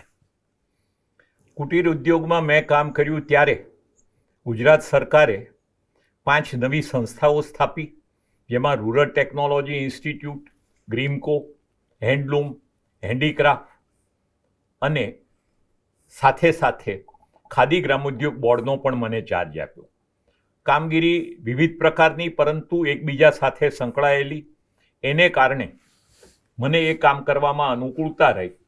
ત્યાં એક દિવસ કોઈ જાહેર કાર્યક્રમમાં સ્વાગત માટે ઊભો હતો ત્યારના મુખ્યમંત્રી માધવસિંહભાઈ પસાર થયા એટલે કહ્યું કે તમને કોટેજ ગમે કે કોલેજ? મને સમજાયું નહીં, પરંતુ બીજે દિવસે મારી ડાયરેક્ટર હાયર એજ્યુકેશનમાં નિમણૂક થઈ, પરંતુ ખાદી બોર્ડનો ચાર્જ મારા પાસે યથાવત રહ્યો અને ખાદી બોર્ડનું કામ હું સાથે સાથે જોતો હતો. શિક્ષણની જવાબદારી વિશેષ મંત્રી તરીકે પ્રબોધભાઈ રાવળ, એમની પાસે ગૃહ વિભાગ, પરંતુ એમની સાથે કામ કરવામાં ખૂબ સરળતા રહી. પછી થોડો સમય મને માહિતી નિયામકમાં લઈ ગયા, પરંતુ વર્તમાન પત્રોની ગેરવાજબી માગણી આપે જેનો અગાઉ ઉલ્લેખ કર્યો, એનો વિરોધ કરવાના કારણે મુખ્યમંત્રીને એવું લાગ્યું કે આ બરાબર નહીં, એકોમોડેટિવ નથી. એટલે પછી મારી બદલી પાછી શિક્ષણ વિભાગમાં થઈ. ત્યારે મને સચિવાલયમાં મૂક્યો અને પ્રબોધભાઈએ ક્રમશઃ એ પીરિયડમાં 4 વખત સેક્રેટરીની એક યા બીજા કારણસર બદલી થઈ. હું જોડાયો ત્યારે રામમૂર્તિ હતા, પછી H.A. મિસ્ત્રી આવ્યા, પછી કુલિનચંદ્ર યાજ્ઞિક આવ્યા, વચ્ચે પણ એક ભાઈએ થોડો ટાઈમ ચાર્જ સંભાળ્યો. એમ 4 સચિવો બદલાયા. ત્યારે હું ત્યાં સતત રહેવાને કારણે 1983માં આપને યાદ હોય તો ખૂબ જ મોટે પાયે પેપરો ફૂટ્યા, પરીક્ષાઓ વારંવાર રદ કરવી પડી અને અગાઉનું માસ પ્રમોશન આપો એવી માગણી પણ આવી. ત્યારે ટૂંકા ગાળાના સમય માટે મૂકું છું એમ કહીને પ્રબોધભાઈએ મને ગુજરાત માધ્યમિક શિક્ષણ બોર્ડનો ચાર્જ આપ્યો. 1994માં તમામ શિક્ષકો, સંચાલકો અને આચાર્યોના મંડળ દ્વારા પરીક્ષા શુદ્ધિની જે ઝુંબેશ ચલાવી અને એકદમ ચુસ્ત રીતે પ્રશ્નપત્રોની જાળવણી, વેચણી, ઉત્તર વહીઓનું મૂલ્યાંકન, કાપલી દ્વારા કોપી કરતા વિદ્યાર્થીઓને પકડવા માટેની સ્ક્વોડ, આ બધું જે ગોઠવ્યું એ મારા જીવનનો સૌથી પડકારભર્યો સમય અને ઘણો મુશ્કેલ સમય. ખૂબ સચિવાલયમાં હોવા છતાં ગુજરાતના ખૂણે ખૂણે જઈને જે વ્યવસ્થા ગોઠવી અને હજારો શિક્ષકોએ શિક્ષણની નિષ્ઠા જાળવી રાખવા માટે જે કામ કર્યું એ આજે હું યાદ કરું છું. અને એને કારણે હું એમ કહું કે મારું નામ પણ લગભગ આખા ગુજરાતમાં જાણીતું થયું હોય તો એ પરીક્ષા શુદ્ધિના યજ્ઞને કારણે. અને એમાં જે સારા માર્ક લાવીને કોઈ આચાર્ય બન્યા, કોઈ ડૉક્ટર બન્યા, કોઈ ઇજનેર બન્યા, એ આજે પણ યાદ કરે છે કે અમે એક સારી પરીક્ષામાં સારા માર્કે પાસ થયા હતા. અને જે વધારે પડતું ચોરીનું પ્રમાણ ખાસ કરીને સૌરાષ્ટ્રના અને બીજા સેન્ટરોમાં હતું એને અમે મહદઅંશે અંકુશમાં લાવી શક્યા. સાવ નિર્મૂળ થઈ ગયું છે એમ કહેવું વધારે પડતું છે, પરંતુ એકંદરે પરીક્ષાની જે પદ્ધતિ છે એની વિશ્વસનીયતા વધે એ માટે ઘણો સહિયારો પુરુષાર્થ કર્યો. ત્યારબાદ મારે 1 વર્ષ માટે ઇંગ્લેન્ડમાં ઉચ્ચ અભ્યાસ માટે કોલંબો પ્લાન હેઠળ પસંદગી થઈ અને યુનિવર્સિટી ઓફ વેલ્સ જે કાર્ડિફમાં હતી એના સ્વાન્સીના ડેવલપમેન્ટ સેન્ટરમાં 1 વર્ષ MSc ઇકોનોમિક્સના ડેવલપમેન્ટ ઇકોનોમિક્સના અભ્યાસ માટે મને તક મળી. ખૂબ વિશાળ વાંચનની તક મળી. સ્વામિનારાયણ સંપ્રદાયના પરમ પૂજ્ય પ્રમુખ સ્વામીની ભલામણથી ત્યાંના હરિભક્તોએ પણ ખૂબ કાળજી કરી. CB પટેલ ગુજરાત સમાચારના હોય કે લોર્ડ ભીખુ પારેખ જે અહીંથી વાઇસ ચાન્સેલરમાંથી ગયા હતા વડોદરાથી, એ સૌના સહયોગથી મને બ્રિટિશ પદ્ધતિ વિશે તલસ્પર્શી અભ્યાસ કરવાનું અને ઘણું શીખવાનું મળ્યું. એમ કહું તો બિલકુલ અતિશયોક્તિ નથી. લહેરી સાહેબ, મને આ વાત જાણીને એટલા માટે આનંદ થયો કે 82-83ની સાલમાં જે પરીક્ષા શુદ્ધિકરણનો એક યજ્ઞ ચાલ્યો એ સમયે હું માધ્યમિક શિક્ષક હતો અને મને બરાબર યાદ છે કે શાંતિભાઈ ધોબી અમારા DEO હતા, અને એના નેતૃત્વમાં સૌરાષ્ટ્ર બહુ પંકાયેલું એવું ગોંડલ વગેરે પંથકમાં સ્કોડમાં એક જમાદારની ભૂમિકા મેં પણ ભજવી છે. એટલે મને ખ્યાલ છે કે એ કેટલો બધો સન્નાટો છવાઈ જાય એવો એક ચેન્જ હતો કે કોઈ હવે ચિંતા કરી રહ્યું છે કે પરીક્ષાઓ છે એ બહુ જ શુદ્ધ રીતે અપાવવી જોઈએ. આપે 5 મુખ્યમંત્રીઓ સાથે અગ્રસચિવ તરીકે કાર્યભાર સંભાળ્યો છે. 5 મુખ્યમંત્રી સાથેના અનેક બનાવો તો યાદગાર હોઈ શકે ને એના ઉપર તો આપણે ગ્રંથ તૈયાર કરી શકો. પણ હું આપને એમ કહું કે આપ એના માટેના યાદગાર પ્રસંગો જો અમારી સાથે વહેંચો તો અમને વધુ આનંદ થશે. હું મુખ્યમંત્રી સાથેના પ્રસંગો વાગોળું તે પહેલા હાજી આપે ગોંડલનું નામ લીધું એટલે મને એક કિસ્સો યાદ આવ્યો. હાજી ગોંડલમાં ચોરીનું પ્રમાણ ઘણું મોટું છે એમ માનીને મંત્રી પ્રબોધભાઈ રાવળે મને ત્યાં તપાસ માટે જવાની સૂચના આપી, પરંતુ અહીંયા બોર્ડના કંઈક અગત્યના કામે હું ન જઈ શક્યો. એટલે મારી સાથે સિનિયોરિટી ધરાવતા ભૂતપૂર્વ લશ્કરી અધિકારી IASમાં પસંદ થયેલા એ આનંદ મોહન ભારદ્વાજને ગોંડલ મોકલ્યા.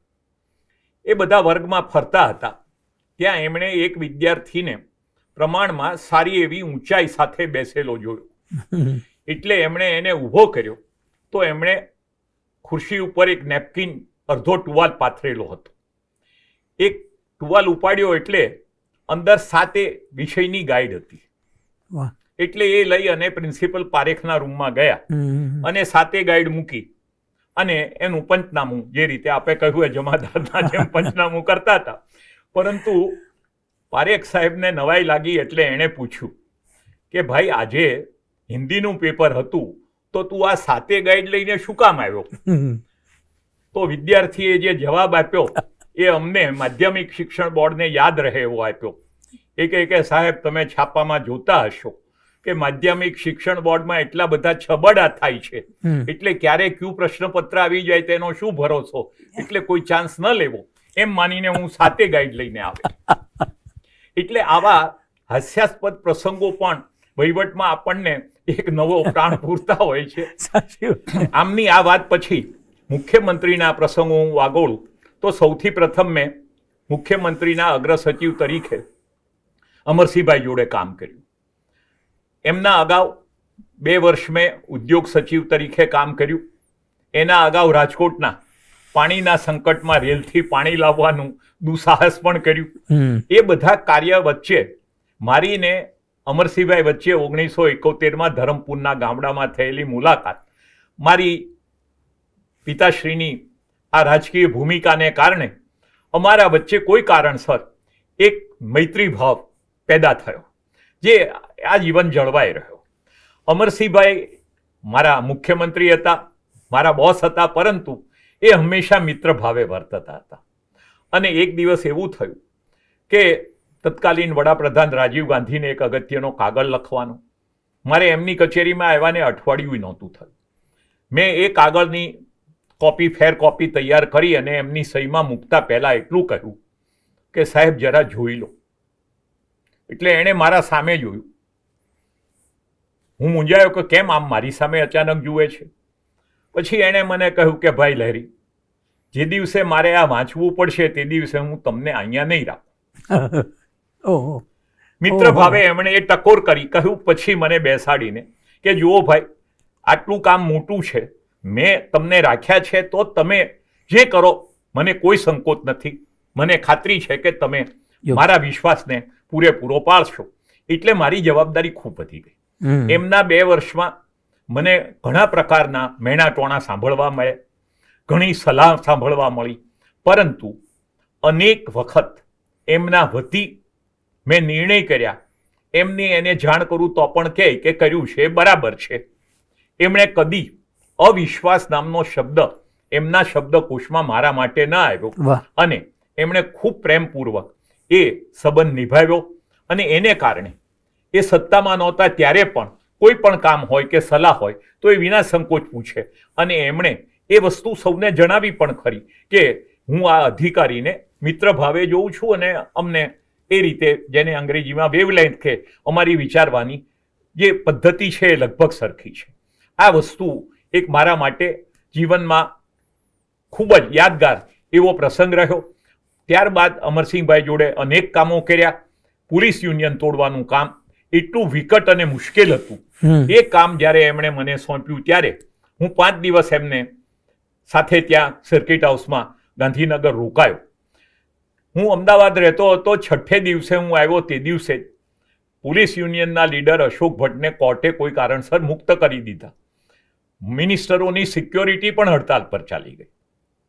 મેં ફોન કરીને પૂછ્યું કે રાત મોડી થઈ છે, મરાઠા ઇન્ફન્ટ્રી આપણી પાસે છે, હું એમનો બંદોબસ્ત ગોઠવું અને હું ત્યાં પાછો આવું. તો એ હસવા માંડ્યા. મને કે ભાઈ લહેરી, હું લંગોટી પહેરીને ડોલવણથી આવ્યો હતો અને પાછા જવાનો મને કોઈ ભય નથી અને આ ઝાંપલી બંધ કરીને હું ઊંઘી જાઉં છું, તમે ઊંઘી જાઓ, સવારે આપણે આગળની કાર્યવાહી કરશું. પછી જે કાર્યવાહી કરી, ધરપકડો કરી, બધું થયું. પરંતુ એમણે જે સ્વસ્થતાથી, જે સાહજિકતાથી આવેલા પડકારને ઝીલ્યો, એ વાત મને સમજાય. એવું જ જ્યારે ગૌ સેવાના મુદ્દા ઉપર સાધુઓ અદ્વૈત આશ્રમમાં એકઠા થયા હતા, શંકરાચાર્ય પણ આવ્યા હતા, ત્યારે રાત્રે, મોડી રાત્રે 12 વાગે કોઈ પ્રકારના વધારાના બંદોબસ્ત વગર ગયા. મને ફોન કરીને ત્યાં બોલાવ્યો અને એમણે રાતે ને રાતે એકલે હાથે એ સાધુઓને સમજાવીને સમાધાન કર્યું. એટલે આ આદિવાસી વિસ્તારમાંથી આવતા હતા, પરંતુ ગણિતના ખાસ જાણકાર, અને ત્યારે હજી રિઝર્વેશનની યુનિવર્સિટીમાં શરૂઆત નહીં થઈ ત્યારે ભણીને એન્જિનિયર થયેલા શ્યામ પિત્રોડાને એ સહાધ્યાયી, અને બંનેના જીવનમાં ગરીબી અને સંઘર્ષ આંટો લઈ ગઈ હતી એમ કહીએ એવી પરિસ્થિતિમાં બંને પહેલા થયા અને બંને અલગ અલગ ક્ષેત્રમાં નામના મેળવી. એ એક વાત છે. બીજું કામ મેં માધવસિંહભાઈ જોડે કર્યું. માહિતી નિયામક તરીકે મારી કામગીરીથી એ ચોક્કસ નારાજ હતા, પરંતુ એ આવ્યા પછી મને એમણે થોડો સમય તો ત્યાં આગ્રહપૂર્વક ચાલુ રાખ્યો, એટલા માટે કે તમે આ બધા જોડે સારી રીતે કામ કરો છો. અને એ લાગણી સાથે એમણે લગભગ એમ કહેવાય કે એ તો બહુ ટૂંકા સમય માટે આવ્યા હતા, એમની જોડે કામ થયું. પછી ચીમનભાઈની સરકાર આવી અને સ્વાભાવિક રીતે મુખ્યમંત્રી જોડે કામ કર્યું હોય અગાઉના, એમના પ્રત્યે નવા મુખ્યમંત્રીને થોડીક શંકા હોય તેવું માનવ સહજ ગણી શકાય. પરંતુ એમણે મને ઉદ્યોગ કમિશનની જવાબદારી આપી. મારા પિતાશ્રી જોડે ગુજરાત પ્રદેશ કારોબારીમાં ખૂબ સક્રિય રહેલા, એટલે એકલામાં મને તુકારે બોલાવે અને વાત બહુ પ્રેમથી કરે. એટલે જ્યારે કંઈ પણ મુશ્કેલી હોય અને હું એમને કહું તો એ ખૂબ જ શાર્પ, આપણે એને 2 શબ્દ કહીએ એટલે આખી વાત સમજી જાય અને એનો ઉકેલ લાવે. એવા અનેક પ્રસંગો એમણે કર્યા. અને નીતિ ઘડતર માટે એમણે એક ઓપન હાઉસ રાખ્યું અને ત્યારે જ મને જર્મની એક ડેલિગેશનમાં જવાની તક મળી. હું એમની પાસે ગયો તો પહેલાં કે નહીં મોકલું તને, પછી કે ભાઈ તું જઈ આવ, હું છું ને. અને એમણે રજિસ્ટરમાં 1600 સજેશનો હાથમાં લખ્યા, સામે હાફ માર્જિનમાં રિમાર્ક રાખીને મને આપ્યું કે ભાઈ જો તારું કામ મેં કરેલું છે. આવો એક વડીલ ભાવ અને જેને કહેવાય કે ઇન્ટેલિજન્સ એક પ્રકારનું પણ મારા નસીબમાં હશે તે એટલે આપણને મળ્યું. મેં એમના જોડે અગ્રસચિવ તરીકે કામ ન કર્યું, પરંતુ કોઈ પણ સમયે મારે કંઈ પણ કહેવું હોય તો એમને ત્યાં હું જઈ આવી શકું, ફોનથી કહી શકું અને હંમેશા કાળજીપૂર્વક કરે. અમે રાત્રે બેસીને નવી ઔદ્યોગિક નીતિનો મુસદ્દો ઘડીએ, ડિક્ટેશન આપીએ, ગુજરાતી સ્ટેનો ટાઈપ કરે, રાત્રે એમના ઘરે પહોંચે, પછી એ સવારે 6:30-7 વાગે ફોન કરીને કે ઉઠી ગયો ભાઈ?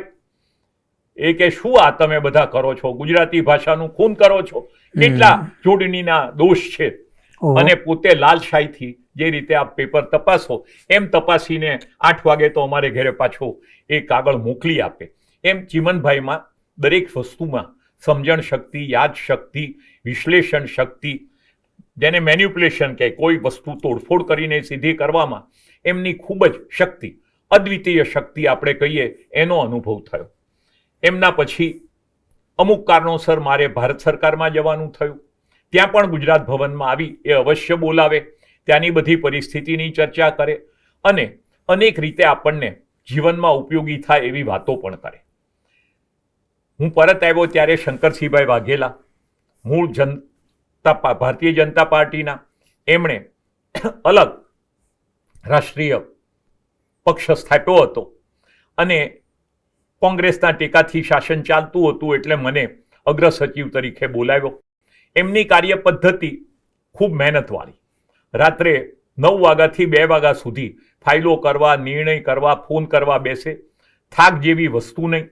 અને એમની જોડે લોકસંપર્કના કારણે ખૂબ લોકો આવે અને લોક દરબાર ભરીને લોકોના પ્રશ્નોનું નિરાકરણ કરે. પરંતુ 3-4 લોક દરબાર એના ભર્યા પછી મને કહી કે આમાં તો સંખ્યા વધતી જાય છે. કદાચ એમને એનો આનંદ હશે, પણ મેં કહ્યું સાહેબ ચિંતા છે. એટલા લોકોના પ્રશ્નો નથી પતતા એટલે આપણા પાસે આવે છે. એટલે તરત વિશ્લેષણ કરાવ્યું. બાલગુરુની સ્કીમ જે આજે પણ વિદ્યા સહાયકની એ દાખલ કરી, કારણ કે મોટા ભાગના પીટીસી થઈને નોકરી માટે આવતા હતા. એ જ રીતે રહેમરાહે નોકરીવાળા હતા, એ જ રીતે બદલીવાળા હતા. એ બધાની વ્યવસ્થા કરી અને એમણે જાહેર સમારંભ ભરી અને હજારો કર્મચારીના નાના મોટા પ્રશ્નો પતાવી આપ્યા. એમાં સહભાગી થવાનું, મને જે નિમિત્ત બનવાનું પણ એક અવસર મળ્યો, એ મારા માટે ખૂબ મહત્વનો છે. એમણે પણ ખૂબ મહત્વની જવાબદારીઓ સોંપીને અનેક કામોમાં સાથે રાખીને જે કામો કર્યા એ સમયની રીતે ટૂંકો હતો, પરંતુ જિલ્લાની પુનર્રચનાનો વિવાદ હોય કે બીજા હોય, એ દરેક સમયે એમણે રાત દિવસ સાથે રાખીને આપણી જે કંઈ મુશ્કેલીઓ હતી એના નિવારણમાં ખૂબ મહત્વની કામગીરીમાં રાખ્યા. એનો મને આનંદ છે. ત્યાર પછી દિલીપભાઈ પરીખ, મૂળભૂત રીતે અમરસિંહભાઈ જેમ બહુ જૂની મિત્રતાવાળા, એ 5-1 મહિના રહ્યા. એમને સમયે જવાનું થયું, કારણ કે કોંગ્રેસ ઘડીક ટેકો પાછો ખેંચી લે, ઘડીક આપે. એ પરિસ્થિતિમાં એ જ્યારે ચૂંટણી લડ્યા અને હાર્યા, એમની રાજકીય કારકિર્દી પૂરી થઈ. પરંતુ એક વેપારી આલમમાંથી આવતા ખૂબ જ સૌમ્ય અને સજ્જન વ્યક્તિ તરીકે એમણે પણ 5 મહિના નિષ્ઠાથી કામ કરવામાં કોઈ પાછી પાની કરી નહીં. અને ચૂંટણીના વાતાવરણ વચ્ચે પણ જે કાંઈ લોકોપયોગી કાર્ય થાય એ કરવાની એમની ભાવના રહી. અને એમણે આવા નાના મોટા જે કામો કર્યા એને માટે લોકો એમને યાદ કરતા હોય છે. ત્યાર પછી એક એવી ઘટના બની કે રાજપાવાળા 2 મુખ્યમંત્રી સાથે કામ કર્યું, પરંતુ કેશુભાઈ પટેલ આવ્યા. એટલે સૌને અપેક્ષિત હતું અને ખાતરી હતી કે હવે તો મારી બદલી થશે. પરંતુ એમણે બીજી કેબિનેટ મિટિંગમાં કોઈને પૂછ્યા વગર સીધું જાહેર કર્યું કે ભાઈ પ્રવીણભાઈએ અહીંયા કામ કરવાનું છે અને ચાલુ રહેવાનું છે. સૌને નવાઈ લાગી, ટીકા પણ થઈ. પરંતુ એમણે એ વાત યાદ કરાવી સૌને કેબિનેટમાં કે 1995માં હું મુખ્યમંત્રી બન્યો.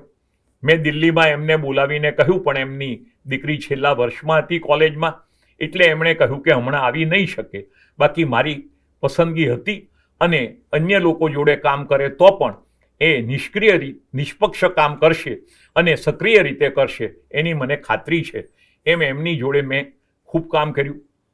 10 વર્ષ જેટલું સોમનાથ ટ્રસ્ટમાં કામ કર્યું. અને જે રીતે નરેન્દ્રભાઈએ અંજલિમાં કહ્યું એમ, ગુજરાતની રગે રગ જાણનાર, ગુજરાતના દરેક રંગ જાણનાર એક કોઠાસૂઝવાળા મુખ્યમંત્રી. એટલે રાજકોટમાં તો આપ સૌને એમનો પરિચય છે. એમણે એ જે કામ કર્યું એના થકી પણ ઘણું કામ થયું. ત્યાર પછી મારે જો આમ ગણીએ તો આ અમરસિંહભાઈ, માધવસિંહભાઈ, શંકરસિંહભાઈ, દિલીપભાઈ અને કેશુભાઈનું પૂરું થયું. પછી માનનીય આદરણીય વડાપ્રધાન નરેન્દ્રભાઈએ મુખ્યમંત્રીનો કાર્યભાર સંભાળ્યો. મને શરૂઆતમાં પ્રવાસન, જે સુરેશભાઈ મહેતા પાસે હતું, એની નિગમની જવાબદારી આપી. પછી ગ્રામીણ વિકાસની આપી. મેં ભારત સરકારના ગૃહ વિભાગમાં મારી પસંદગી સિક્યોરિટી ડેસ્ક ઉપર સેક્રેટરી તરીકે થતી હતી. અને તમામ કાગળો પૂરા થયા તે દિવસે 30મી એપ્રિલ 2003ના રોજ એમણે મારાથી 3 વરિષ્ઠ અધિકારીઓને બાજુમાં રાખીને મને મુખ્ય સચિવની જવાબદારી આપી. મેં શરૂઆતમાં થોડી ના હા કરી, કારણ કે સિનિયોરિટીનો પણ પ્રશ્ન હતો અને મને એમ હતું કે હું આ જવાબદારી સંભાળું તો લોકો એનો ખોટો અર્થ કરશે કે હું કંઈક આમાં ખટપટનો ભાગ છું કે કંઈક મેન્યુપ્યુલેશન કરું છું. પરંતુ એ 2 વર્ષ મેં જે ધારણા કરી હતી ભદ્રાયુભાઈ, કે રાજ્યને રેવન્યુ ડેફિસિટથી મુક્ત કરવું, જળ વ્યવસ્થાપનનો પ્રબંધ નર્મદાથી માંડીને ખેત તળાવડી સુધીનો કરવો, જે આપણી કલ્યાણકારી યોજના છે એનો સમયસર અમલ કરવો, આવા 5 સંકલ્પો પૂરા કરવામાં ચિંતન બેઠક સહિત એમણે જે કામ કરાવ્યું અને 2002ના ચૂંટણી પછી એમણે જે પંચશક્તિનો કાર્યક્રમ હાથમાં લીધો હતો અને ખાસ કરીને વાઇબ્રન્ટ ગુજરાત, પ્રવેશોત્સવ, કૃષિ મહોત્સવ, નવરાત્રિ મહોત્સવ, આ બધા દ્વારા એમણે વહીવટી તંત્રને અને સમાજને જે ચેતનવંતો બનાવ્યો. એમની જોડે મેં 2001થી શરૂ કરીને 2005 સુધી સરકારમાં અને ત્યારબાદ 3 વર્ષ નર્મદા નિગમમાં કામ કર્યું. એટલે 5 મુખ્યમંત્રીના અગ્રસચિવ તરીકે કામ તો કર્યું, પરંતુ ખાસ કરીને ચીમનભાઈ અને નરેન્દ્રભાઈના ટાઈમમાં મને ખૂબ નજીકથી મહત્વના કાર્યક્રમોમાં પણ કામ કરવાની તક મળી. એ મારા માટે ખૂબ સ્મરણીય અને ખૂબ આનંદનો વિષય છે. એનો અર્થ એવો થયો લેરી સાહેબ કે અલગ અલગ પક્ષમાંથી આવતા અથવા તો અલગ અલગ વિચારધારાના મુખ્યમંત્રીઓ સાથે પણ એક જો સામાન્ય ફેક્ટર રહ્યું હોય તો એ પ્રવીણભાઈ લહેરી રહ્યા છે. અને એ એમ જે અત્યારે કહેવાય છે કે ગુજરાત સરકારની અંદર કોઈ કર્મશીલ, વ્યવહારદક્ષ અને વિચારશીલ IAS અધિકારી તરીકે રહ્યું હોય તો એ લહેરી સાહેબ છે. એ સાચું છે એવું અત્યારે અમને પ્રતિપાદિત થાય છે. મારે એક નાનકડી વાતનો અહીંયા ઉલ્લેખ પણ કરવો છે અને થોડી વિગત આપની પાસેથી જોઈએ છીએ. જે નર્મદા નિગમની વાત કરી તે નરેન્દ્રભાઈના કાર્યકાળ દરમિયાન જ નર્મદા માટે થોડા પ્રશ્નો સર્જાયા હતા અને કદાચ નર્મદા માટેનો નિર્ણય આપણાથી વિરુદ્ધમાં જઈ શકે એવું હતું. ત્યારે દિલ્હીના દરબારની અંદર પણ લહેરી સાહેબે બહુ મોટું પ્રદાન કર્યું. એ વિશે અમને થોડું વાત કરો એ વિનંતી છે. ભદ્રાયુભાઈ, નર્મદા યોજનાનો મારો સંબંધ અમરસિંહભાઈના ટાઈમમાં શરૂ થયો. આપને યાદ હોય તો બાબા આમટે યાત્રા કાઢેલી. અમરસિંહભાઈએ એ યાત્રાનું સ્વાગત કર્યું, એમને રાજ્યના મહેમાન તરીકે રાખ્યા અને ટાઉન હોલમાં સભા ભરીને બાબા આમટેની હાજરીમાં એમણે કહ્યું કે આદિવાસીને આદિવાસી તરીકે રાખવાની તમારી વાત મને મંજૂર નથી. હું આદિવાસી છું, આદિવાસીનો પ્રતિનિધિ છું અને દાવા સાથે કહું છું કે આ વસ્તુ બરાબર નથી. દરેકને વિકાસની સમાન તક હોય અને એને આદિવાસી જોડે જોડવાની કોઈ જરૂર નથી. ત્યાર પછી જે કામ બન્યું એ ચીમનભાઈના ટાઈમમાં વર્લ્ડ બેંક પાછી હટી. મેં કહ્યું એમ એમની જોડે ઘણા વખતે પરામર્શ કરવાનું થાય. એમણે કહ્યું ત્યારે મેં એમને જણાવ્યું કે લોકોની માન્યતા છે કે મલ્ટીનેશનલ કંપનીઓ સ્વાયત્ત ન બને ભારત અન્ન ક્ષેત્રે, એને માટે આ કાવા દાવા કરે છે, એનું ફંડિંગ થાય છે. એ બધી વિગત એમને થોડી આછી પાતળી મળેલી, પરંતુ એ વિગત શંકરસિંહભાઈના ટાઈમમાં અમને મળી અને મેઢા પાટ કરે કઈ રીતે વિદેશી મૂડીથી કામ કર્યું છે, આંદોલન કઈ રીતે ચાલે છે અને કોર્ટના કેસો કઈ રીતે ચાલે છે, એ બધી જાણ અમને શંકરસિંહભાઈના ટાઈમમાં થઈ. કેશુભાઈનો અભિગમ તદ્દન અનોખો હતો કે આપણો હાથ મોટા પથ્થર નીચે છે, વધારે ઝડપથી ખેંચીએ તો હાથને ઈજા થાય, એટલે ધીમે ધીમે પથ્થર હટાવો. લિટિગેશન અને એજિટેશનના એ કામ ચાલ્યું. પરંતુ નર્મદામાં શરૂઆતમાં નરેન્દ્રભાઈ સાથે 2003માં કામ શરૂ કર્યું. મારા થોડા મહારાષ્ટ્રના સંપર્કોને કારણે થોડીક ઝડપથી એક સ્ટેજની મંજૂરી આવી, એટલે એમણે આનંદ વ્યક્ત કર્યો. વાત કરી પછી એમના દ્વારા તમામ ભારત સરકારના સેક્રેટરીનો વ્યક્તિગત સંપર્ક કરાવી. એમાં ઘણા એમને ઓળખતા પણ હતા, હિમાચલના કારણે, બીજા કારણે. તો એ બધા જોડે અમે જે વ્યવસ્થા ગોઠવી એને કારણે ભારત સરકારમાં 2004 સુધી વાજપેયીજીની સરકાર, પછી કોંગ્રેસની સરકાર હોવા છતાં એકંદરે 2007 સુધી એ કામમાં સહયોગભર્યું વાતાવરણ રહ્યું. અને એ કામમાં જ્યારે મુશ્કેલી પડી ત્યારે નરેન્દ્રભાઈએ દિલ્હીમાં બોલાવીને સૈફુદ્દીન સોજ હોય, દાસમુનશી હોય, અહેમદભાઈ પટેલ હોય, મનમોહનસિંહજી હોય કે ત્યારના આપણા રાષ્ટ્રપતિ કલામ સાહેબ હોય, સૌનો સંપર્ક કરીને કર્યું. અને એમાં ગુજરાતના તત્કાલીન રાજ્યપાલ નવલ કિશોર શર્માએ પણ પોતાની વગનો ઉપયોગ કરીને ગુજરાતના આ પ્રોજેક્ટને મદદ કરી અને તેનું સંપૂર્ણ સંકલન રાત દિવસ કરવામાં નરેન્દ્રભાઈએ પણ ખૂબ કાળજી કરી. એટલે દિલ્હીની અંદર આ બધું જ જે માળખું ગોઠવાઈ રહ્યું હતું એમાં દિલ્હીમાં ધામા નાખીને આપને બેસવાનું થયું અને આપણને નરેન્દ્રભાઈને કદાચ ઉપવાસ પણ એ સમયે હતા અને આપણી તરફેણમાં આખું કામ મળ્યું. ભદ્રાયુભાઈ, એમાં એવું હતું હાજી કે 2004ના વર્ષમાં લગભગ 80 દિવસ તો સુપ્રીમ કોર્ટમાં કેસો ચાલ્યા અને કેસની મુદત લાગે એટલે તરત જ અમારે પાછું દર અઠવાડિયે લાગે એટલે એકાદ દિવસ અગાઉની તૈયારી કરવામાં એમ 80 દિવસ અમારે દિલ્હીમાં ધામા નાખવા પડ્યા, રોકાવું પડ્યું કર્યું. પરંતુ આપણા વકીલોની પેનલમાં હરીશ સાલ્વે આવ્યા, અશોક દેસાઈ હતા, એ બધાના સહયોગથી અરુણ જેટલી હતા, સૌએ મહેનત કરી એટલે એ કામ આપણે પાર પાડી શક્યા. અને એમાં સતત કામ કરવાનો જે લાભ મળ્યો, મુખ્ય સચિવ હોવા ઉપરાંત સરદાર સરોવર નિગમના ચેરમેનની જવાબદારી મને આપી હતી, એના કારણે એ કામ સંકલિત રીતે કરી શક્યા અને નર્મદા યોજના પાર પડી. એમાં પ્રભુની મોટી કૃપા અને જે કાવા દાવા ખેલાયા છે, જે ગુજરાતને બદનામ કર્યું, નુકસાન કર્યું, એનો આપણે અત્યારે હિસાબ કરીએ તો આપણને ખૂબ જ મન ખિન્ન થાય એવી સ્થિતિ હતી.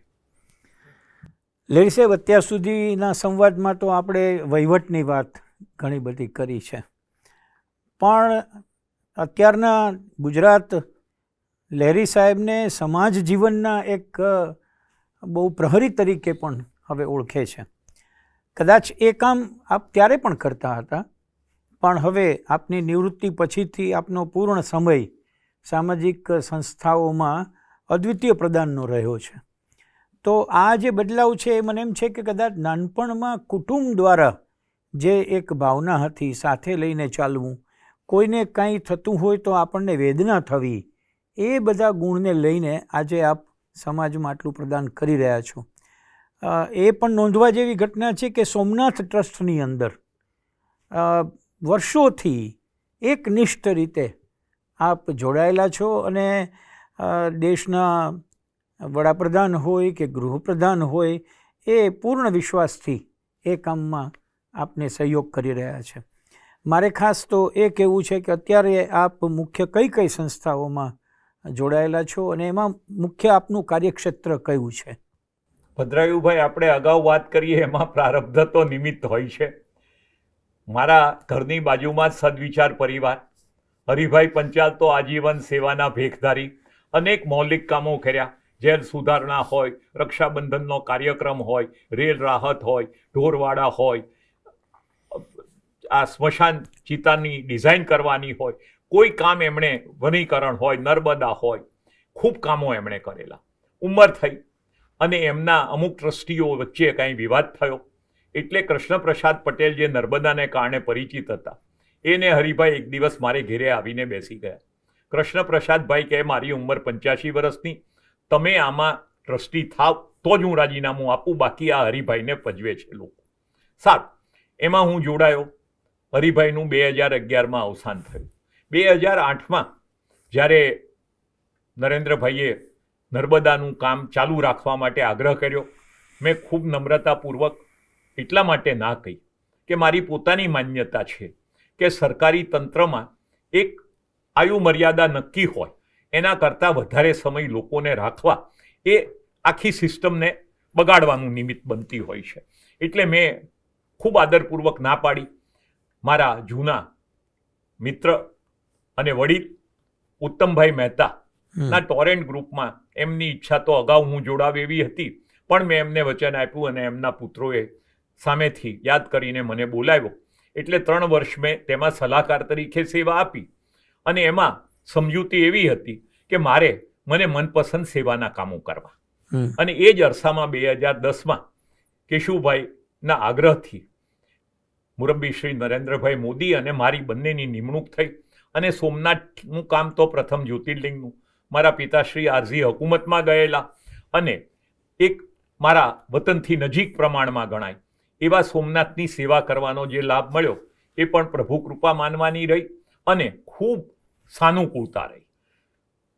સોનું આપવાવાળાએ સોનું આપ્યું, સાધનો આપવાવાળાએ સાધનો આપ્યા, આવકો વધી, વ્યવસ્થા વધી અને એકંદરે જે પ્રભાસ પાટણ તીર્થસ્થાનમાં થોડું આમ જેને કહેવાય કે પછાત હતું એ આજે કરોડ કરતાં વધારે યાત્રાળુઓ સાથે ધમધમતું થયું, અર્થતંત્ર ધમધમતું થયું અને લોકોને એક સાત્વિક રીતે આનંદ મળે એવી જગ્યાનું જે વિકાસને નિર્માણ થયું એનો મનથી ખૂબ મોટો સંતોષ છે કે આ ઉંમરે આવી સરસ કામગીરી કરવાનો લાભ મળ્યો. સાથે સાથે ખાસ કરીને વિકલાંગો અંગે આપણા દેશમાં ઘણી ઉપેક્ષા છે અને સદવિચાર પરિવારની 200 વિદ્યાર્થીની અહીંયા ગાંધીનગર પાસે ઉવારસદમાં શાળા છે. બેરામુંગાની શાળા ડૉક્ટર માનસત્તા અને બ્રિંદાબેન નાણાવટી પોતાના હિસાબેને જોખમે ચલાવે છે અને સૌથી જૂની મેન્ટલ ડિસઓર્ડરની સંસ્થા BM ઇન્સ્ટિટ્યૂટ આ બધા મુખ્ય છે. પછી અનેક નાના ખાદીના ગાંધી સ્મૃતિ હોય કે ટ્રસ્ટો હોય, એમાં એ લોકોની ઈચ્છા હોય કે તમે સાથે રહો તો આપણે 2-3 મહિને બેસીને વાત કરી શકીએ. એ બધામાં છે. ઓરો યુનિવર્સિટી હોય, જ્યાં જ્યાં મિત્રોને કે કોઈને જરૂરિયાત હતી ત્યાં સુધી મેં લગભગ ના ન પાડી, પરંતુ હવે ઉંમર થઈ એટલે વધારાની જવાબદારી ન લેતા જે જવાબદારી છે એ સારી રીતે પૂર્ણ કરવા અને ખાસ કરીને યુવાન મિત્રો એમાં જોડાય અને આ જવાબદારી સંભાળી લે એ મનોવૃત્તિથી અત્યારે કામકાજ ચાલે છે.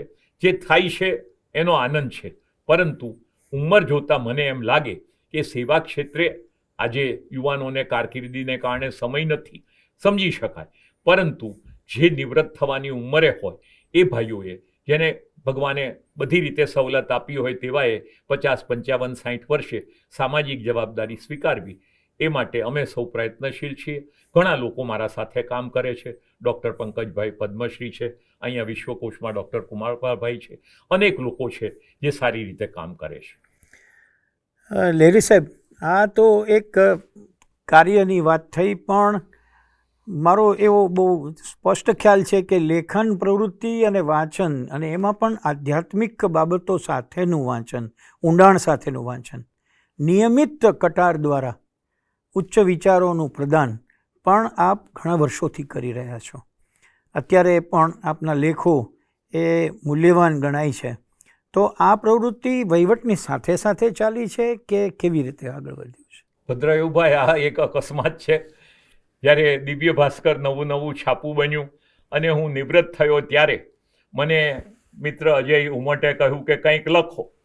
મેં ગાંધી માર્ગના અડીખમ પ્રવાસી સરદારને અંજલિ આપતો લેખ લખ્યો. એમને કંઈક પ્રોત્સાહક ફીડબેક મળ્યો એટલે એમણે કહ્યું, એટલે મેં ગાંધીજીના વિચારો અંગે જે મારા પિતાશ્રીને લખવાની ઈચ્છા હતી પણ પાર્કિન્સોનિઝમને કારણે તૂટક કરેલું લખી નહોતા શક્યા, એટલે એક અંજલિ રૂપે મેં એ પુસ્તક કર્યું, હિંદ સ્વરાજના શિલ્પી ગાંધીજી, જેમાં ખાસ કરીને સત્ય, અહિંસા અને અહીંયા 1915માં આવ્યા પછી જે એમણે સત્યાગ્રહો કર્યા, જે અનેક કાર્યો પ્રયોગો કર્યા, એના વિશે મેં એક વર્ણન કર્યું. ત્યાર પછી વતન રાજુલા વિશે થોડા લેખો લખ્યા. પછી અજય ઉમટ ત્યાંથી છૂટા થઈ અને નવગુજરાત સમયમાં જોડાયા. ત્યાં મેઘધનુષની કોલમ હું લખું છું.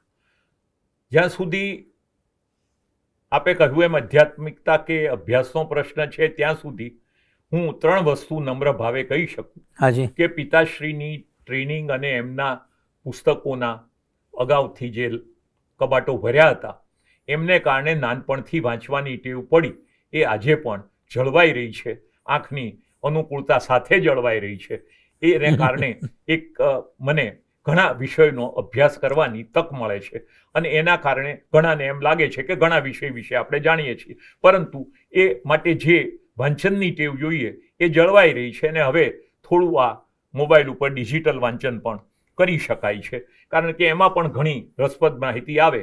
એની હાર્ડ કોપી લઈ અને પછી શાંતિથી પણ વાંચીએ, કારણ કે ઇલેક્ટ્રોનિકના વાંચવામાં એટલું કોન્સન્ટ્રેશન મારું રહેતું નથી, એવો મારો અનુભવ છે.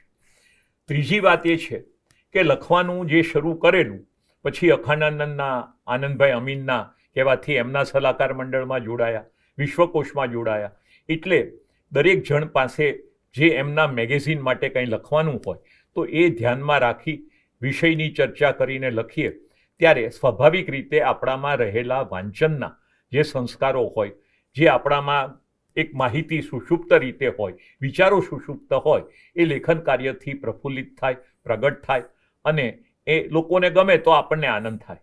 પરંતુ હમણાં જ મેં એક સામાયિકના લેખમાં લખ્યું, ભદ્રાયુભાઈ, આ ચિંતાનો વિષય છે. હમ. આજે આપણે ફક્ત માહિતી મેળવીએ, પરંતુ જો કોઈ વિષયના ઊંડાણમાં જવું હોય તો ગૂગલ કે વોટ્સઅપ યુનિવર્સિટી ન ચાલે. તેના માટે ગ્રંથોનો વ્યવસ્થિત અભ્યાસ કરવો જોઈએ. એ વાત આપણે સૌ જે કોઈ આ કટા લેખન આપે પણ કર્યું છે, અત્યારે પણ કરો છો. અભ્યાસ વગરનું લેખન કાર્ય એ લેખન કાર્ય નથી જેનો આપણને અનુભવ સોશિયલ મીડિયા ઉપર દર ક્ષણે થાય છે. ગમે તે માણસ ગમે તે લખી શકે, પરંતુ એને વ્યવસ્થિત રીતે વિશ્લેષણ સાથે શું સાચું શું ખોટું, કયા મૂલ્યને આપણે ટેકો આપવો જોઈએ, એ વિવેક બુદ્ધિનો અભાવ જે વધતો જાય છે એની ચિંતા છે. આપે તો વહીવટમાં ઘણું લખાવ્યું છે, વહીવટના સંબંધમાં, પણ હવે આપ પોતે એ પેપર ઉપર મૂકી રહ્યા છો. મને આપે જે છેલ્લે વાત કરી એમાંથી એક મુદ્દો એ પણ મળે છે કે જેણે આ ઉંમરે પણ હજી જે સોશિયલ મીડિયા છે એને રિજેક્શનની બદલે એમાંથી સારું શું છે, આપણા યોગ્ય શું છે, તે મેળવીને એના અંગે વિચાર કરવાનું પણ આપે જે કહ્યું એ હું માનું છું કે આજના બધા વડીલોએ અને નોંધવા જેવું છે. એક વાત આપની બહુ સાચી છે કે જેમ ફાસ્ટ ફૂડ છે એમ જ ફાસ્ટ ફૂડની જેવું લેખન પણ થયું છે. કવિતા હોય કે વાર્તા હોય કે નવલકથા હોય એ તાત્કાલિક જન્મે છે. અલબત્ત એનું આયુષ્ય પણ પહેલાં વરસાદના દિવસે થતા નાના નાના ફૂદા જેવું હોય છે. પણ જો મૂળ જ્ઞાન તરફ જવું હશે તો આપણે ગ્રંથો તરફ જ વળવું પડશે. અને આપે જેમ શરૂઆતમાં કહ્યું કે ભાઈ ઘરનું વાતાવરણ એવું હોય, એવા બધા આપણને શિક્ષકો મળ્યા હોય કે જેણે આપણને ઇન્સ્પાયર કર્યા હોય. આપે કેટલાય આપના જીવનના શિક્ષકોના નામ લીધા. મને એક બાબત લેરી સાહેબ એ આનંદનો વિષય લાગે છે કે આટલા સરસ મજાના વહીવટના કાળ પછી પણ રાજુલા આપના હૈયે બરાબર વસેલું છે. એ વતન પ્રેમ કે એ સમયને હજુ પણ સંગોપી લેવાની આપની જે ઉમ્મીદ છે, કારણ કે રંગે ચંગે રાજુલા એટલે રાજુલાને હવે ધીમે ધીમે વિકસી રહ્યું છે. પણ મને ખ્યાલ છે કે જાફરાબાદ પણ એક પ્રસંગની અંદર આપની સાથે હું રહેલો હતો, એટલે 2 વર્ષ જે વ્યક્તિ જાફરાબાદમાં રહી હોય એને પણ મળવા માટે એક મોટા સમુદાય હાજર હોય, તો રાજુલા સાથેનો નાતો આજે પણ અને પછી પણ જળવાઈ રહે એ અંગે આપ કશીક વાત કરો. ભદ્રાયુભાઈ, મેં કહ્યું એમ ખૂબ જ સારા વાતાવરણમાં બાળપણ વિતાવ્યું હોય, અનેક મિત્રો હોય, જ્યાં પરિવાર સાથે આપણા જીવનની શ્રેષ્ઠ ક્ષણો ગાળી હોય, જ્યાં પિતાશ્રીની તપોભૂમિ હોય, કર્મભૂમિ હોય, ત્યાં સાથેનો લગાવ રહે એ સ્વાભાવિક છે. અને અનેક લોકોના સ્થળાંતર થયા છે, એમ અમારા પરિવારનું પણ સ્થળાંતર થયું છે. કોઈ મુંબઈ છે, કોઈ અમેરિકા છે, કોઈ ભાવનગર છે, અમદાવાદ છે, બધે છે. પરંતુ એકાદ ભાઈ તો ત્યાં હોય છે અને થોડો સંપર્ક બની રહે છે. ખાસ કરીને આજના સંદર્ભમાં જો કહું તો મટીરિયલની રીતે વિકાસ ઘણો થાય છે. મટીરિયલિઝમ, ભૌતિક વિકાસ થાય, મકાનો બને, ધંધા પાણી વિકસે, વાહનો વધે, પરંતુ જે રીતે સંસ્કારનું જે વાતાવરણ બનવું જોઈએ એ બહુ ધીમે ધીમે બને છે. એ જો ઝડપથી બને તો આગામી પેઢીને લાભ થાય. વર્ષો પછી હમણાં ત્યાં કવિ સંમેલન થયું, આનંદ થયો, કારણ કે અમુક પ્રવૃત્તિઓ ત્યાં હતી જ નહીં, એ ધીમે ધીમે આવી રહી છે. લોકો એક વિશાળ દ્રષ્ટિથી દુનિયા જોતા થાય અને એક્સપ્લોર કરતા થાય. કમનસીબે આપણે ત્યાં અત્યારે તક માટે લોકો સુરત જ ગયા, ધંધાદારી તક માટે, પરંતુ જે મુંબઈમાં અગાઉ જતા હતા એ હવે સુરત જાય, સ્વાભાવિક છે, કારણ કે આર્થિક ઉપાર્જન મહત્વનું છે. પરંતુ સંસ્કારની રીતે, સાહિત્યની રીતે, અનેક સેવા કાર્યની રીતે રાજુલાનું ક્ષેત્ર વિકસે એ જરૂરી છે. અને હવે ધીમે ધીમે એ પણ વિકસી રહ્યું છે, એનો આનંદ છે. એટલી એક લગાવ એટલા માટે કે જ્યાં માટીમાંથી આપણું સર્જન થયું એમ કહેવાય, અને જ્યાં આપણે એક 16 વર્ષની ઉંમર એટલે એક મુગ્ધાવસ્થા સુધી આપણે જે જગ્યામાં રહ્યા હોઈએ એનું આકર્ષણ જીવનભર રહે. લેરી સાહેબ, આપણે ઘણી બધી વાતો કરી છે, પણ તેમ છતાં આપને એવું લાગે છે કે કોઈ એક હજી પ્રશ્ન મેં ન પૂછ્યો હોય ને આપને કંઈ કહેવું હોય, એવી કોઈ આપના મનની વાત? ભદ્રાયુભાઈ, નિવૃત્તિ પછી જેમ અનેક કામ કરું છું એમાંનું એક કામ હાજી. ગુજરાતના યુવાન યુવતીઓ આઈએએસમાં આવે એ માટે સ્વીપામાં કેન્દ્ર ચલાવીએ છીએ. વાહ. 2004થી આ 17 વર્ષમાં જે કામ કર્યું એને કારણે યોગેન્દ્રભાઈ વ્યાસથી માંડીને અનેક લોકોના સહયોગ સાથે અમે લગભગ 270 યુવાન યુવતીઓને યુપીએસસીની વિવિધ કક્ષાની પરીક્ષામાં પસાર કરાવી અને નિમણૂકો મેળવી આપી છે. વાહ. એ અમારા માટે આનંદનો વિષય છે. સદવિચાર પરિવારમાં પણ અમે એક રીડિંગ રૂમ ચલાવીએ છીએ જે સ્વાધ્યાય છે, અને કોઈને પણ કાંઈ મદદ હોય તો કાઉન્સેલિંગ માટે હું લગભગ એના અનુકૂળતા પ્રમાણે ઉપલબ્ધ રહું છું. એના કારણે લગભગ 300 જેટલા ગુજરાતમાં ગેઝેટેડ ઓફિસર અને અન્ય જગ્યાએ સ્થાન પામ્યા છે. આપણા માટે યુવા પેઢીને તૈયાર કરવી એ સૌથી મોટો પડકાર છે. બહુ સાચી વાત કોઈ છે પણ સર. શિક્ષણ ક્ષેત્ર હોય, વહીવટ હોય, ધંધો હોય, જ્યાં સુધી આપણે આપણો દેશ યુવાન છે એમ કહીએ છીએ, પરંતુ યુવાનોની હાજરી રાજકારણ હોય કે ધંધો હોય એમાં સીમિત રહે છે. એને આપણે જેટલું મોકળું મેદાન આપીએ સ્ટાર્ટઅપ દ્વારા કે બીજી રીતે, તો આપણે ગુજરાતમાં તો ખૂબ મોટી સંભાવનાઓ રહેલી છે. અનેક લોકોએ જે અગાઉ કર્યું, હા, આજે 25 વર્ષે 100 કરોડ કમાયેલા યુવાનો અમદાવાદમાં છે, પરંતુ એમનામાં પણ કંઈક ભગવાને શક્તિ મૂકી હશે, સૂઝ મૂકી હશે, પરંતુ એ સમગ્ર પ્રક્રિયામાં થોડા મુઠ્ઠીભર માણસો કરોડ કમાય તે મહત્વનું નથી, પરંતુ સમગ્ર પ્રજા જપાન જેમ ઉદ્યમશીલ બને અને કામ કરતી થાય અને મૂલ્યોને જાળવે, પરંપરાને જાળવે, વાતાવરણને જાળવે, એ જ આપણી અસ્મિતા છે. અને એ અસ્મિતા માટે આપણે જેટલા જાગૃત થઈએ, જેટલું કામ કરીએ એટલું ઓછું છે. મને એવું લાગે છે કે જય જય ગરવી ગુજરાત એવું જે આપણે બોલીએ છીએ એ હકીકતમાં આ આટલા સંવાદમાંથી વારંવાર આપણા હૃદયમાંથી એ ઉદ્ગાર નીકળ્યો છે કે ગરવી ગુજરાત કેવી હોય.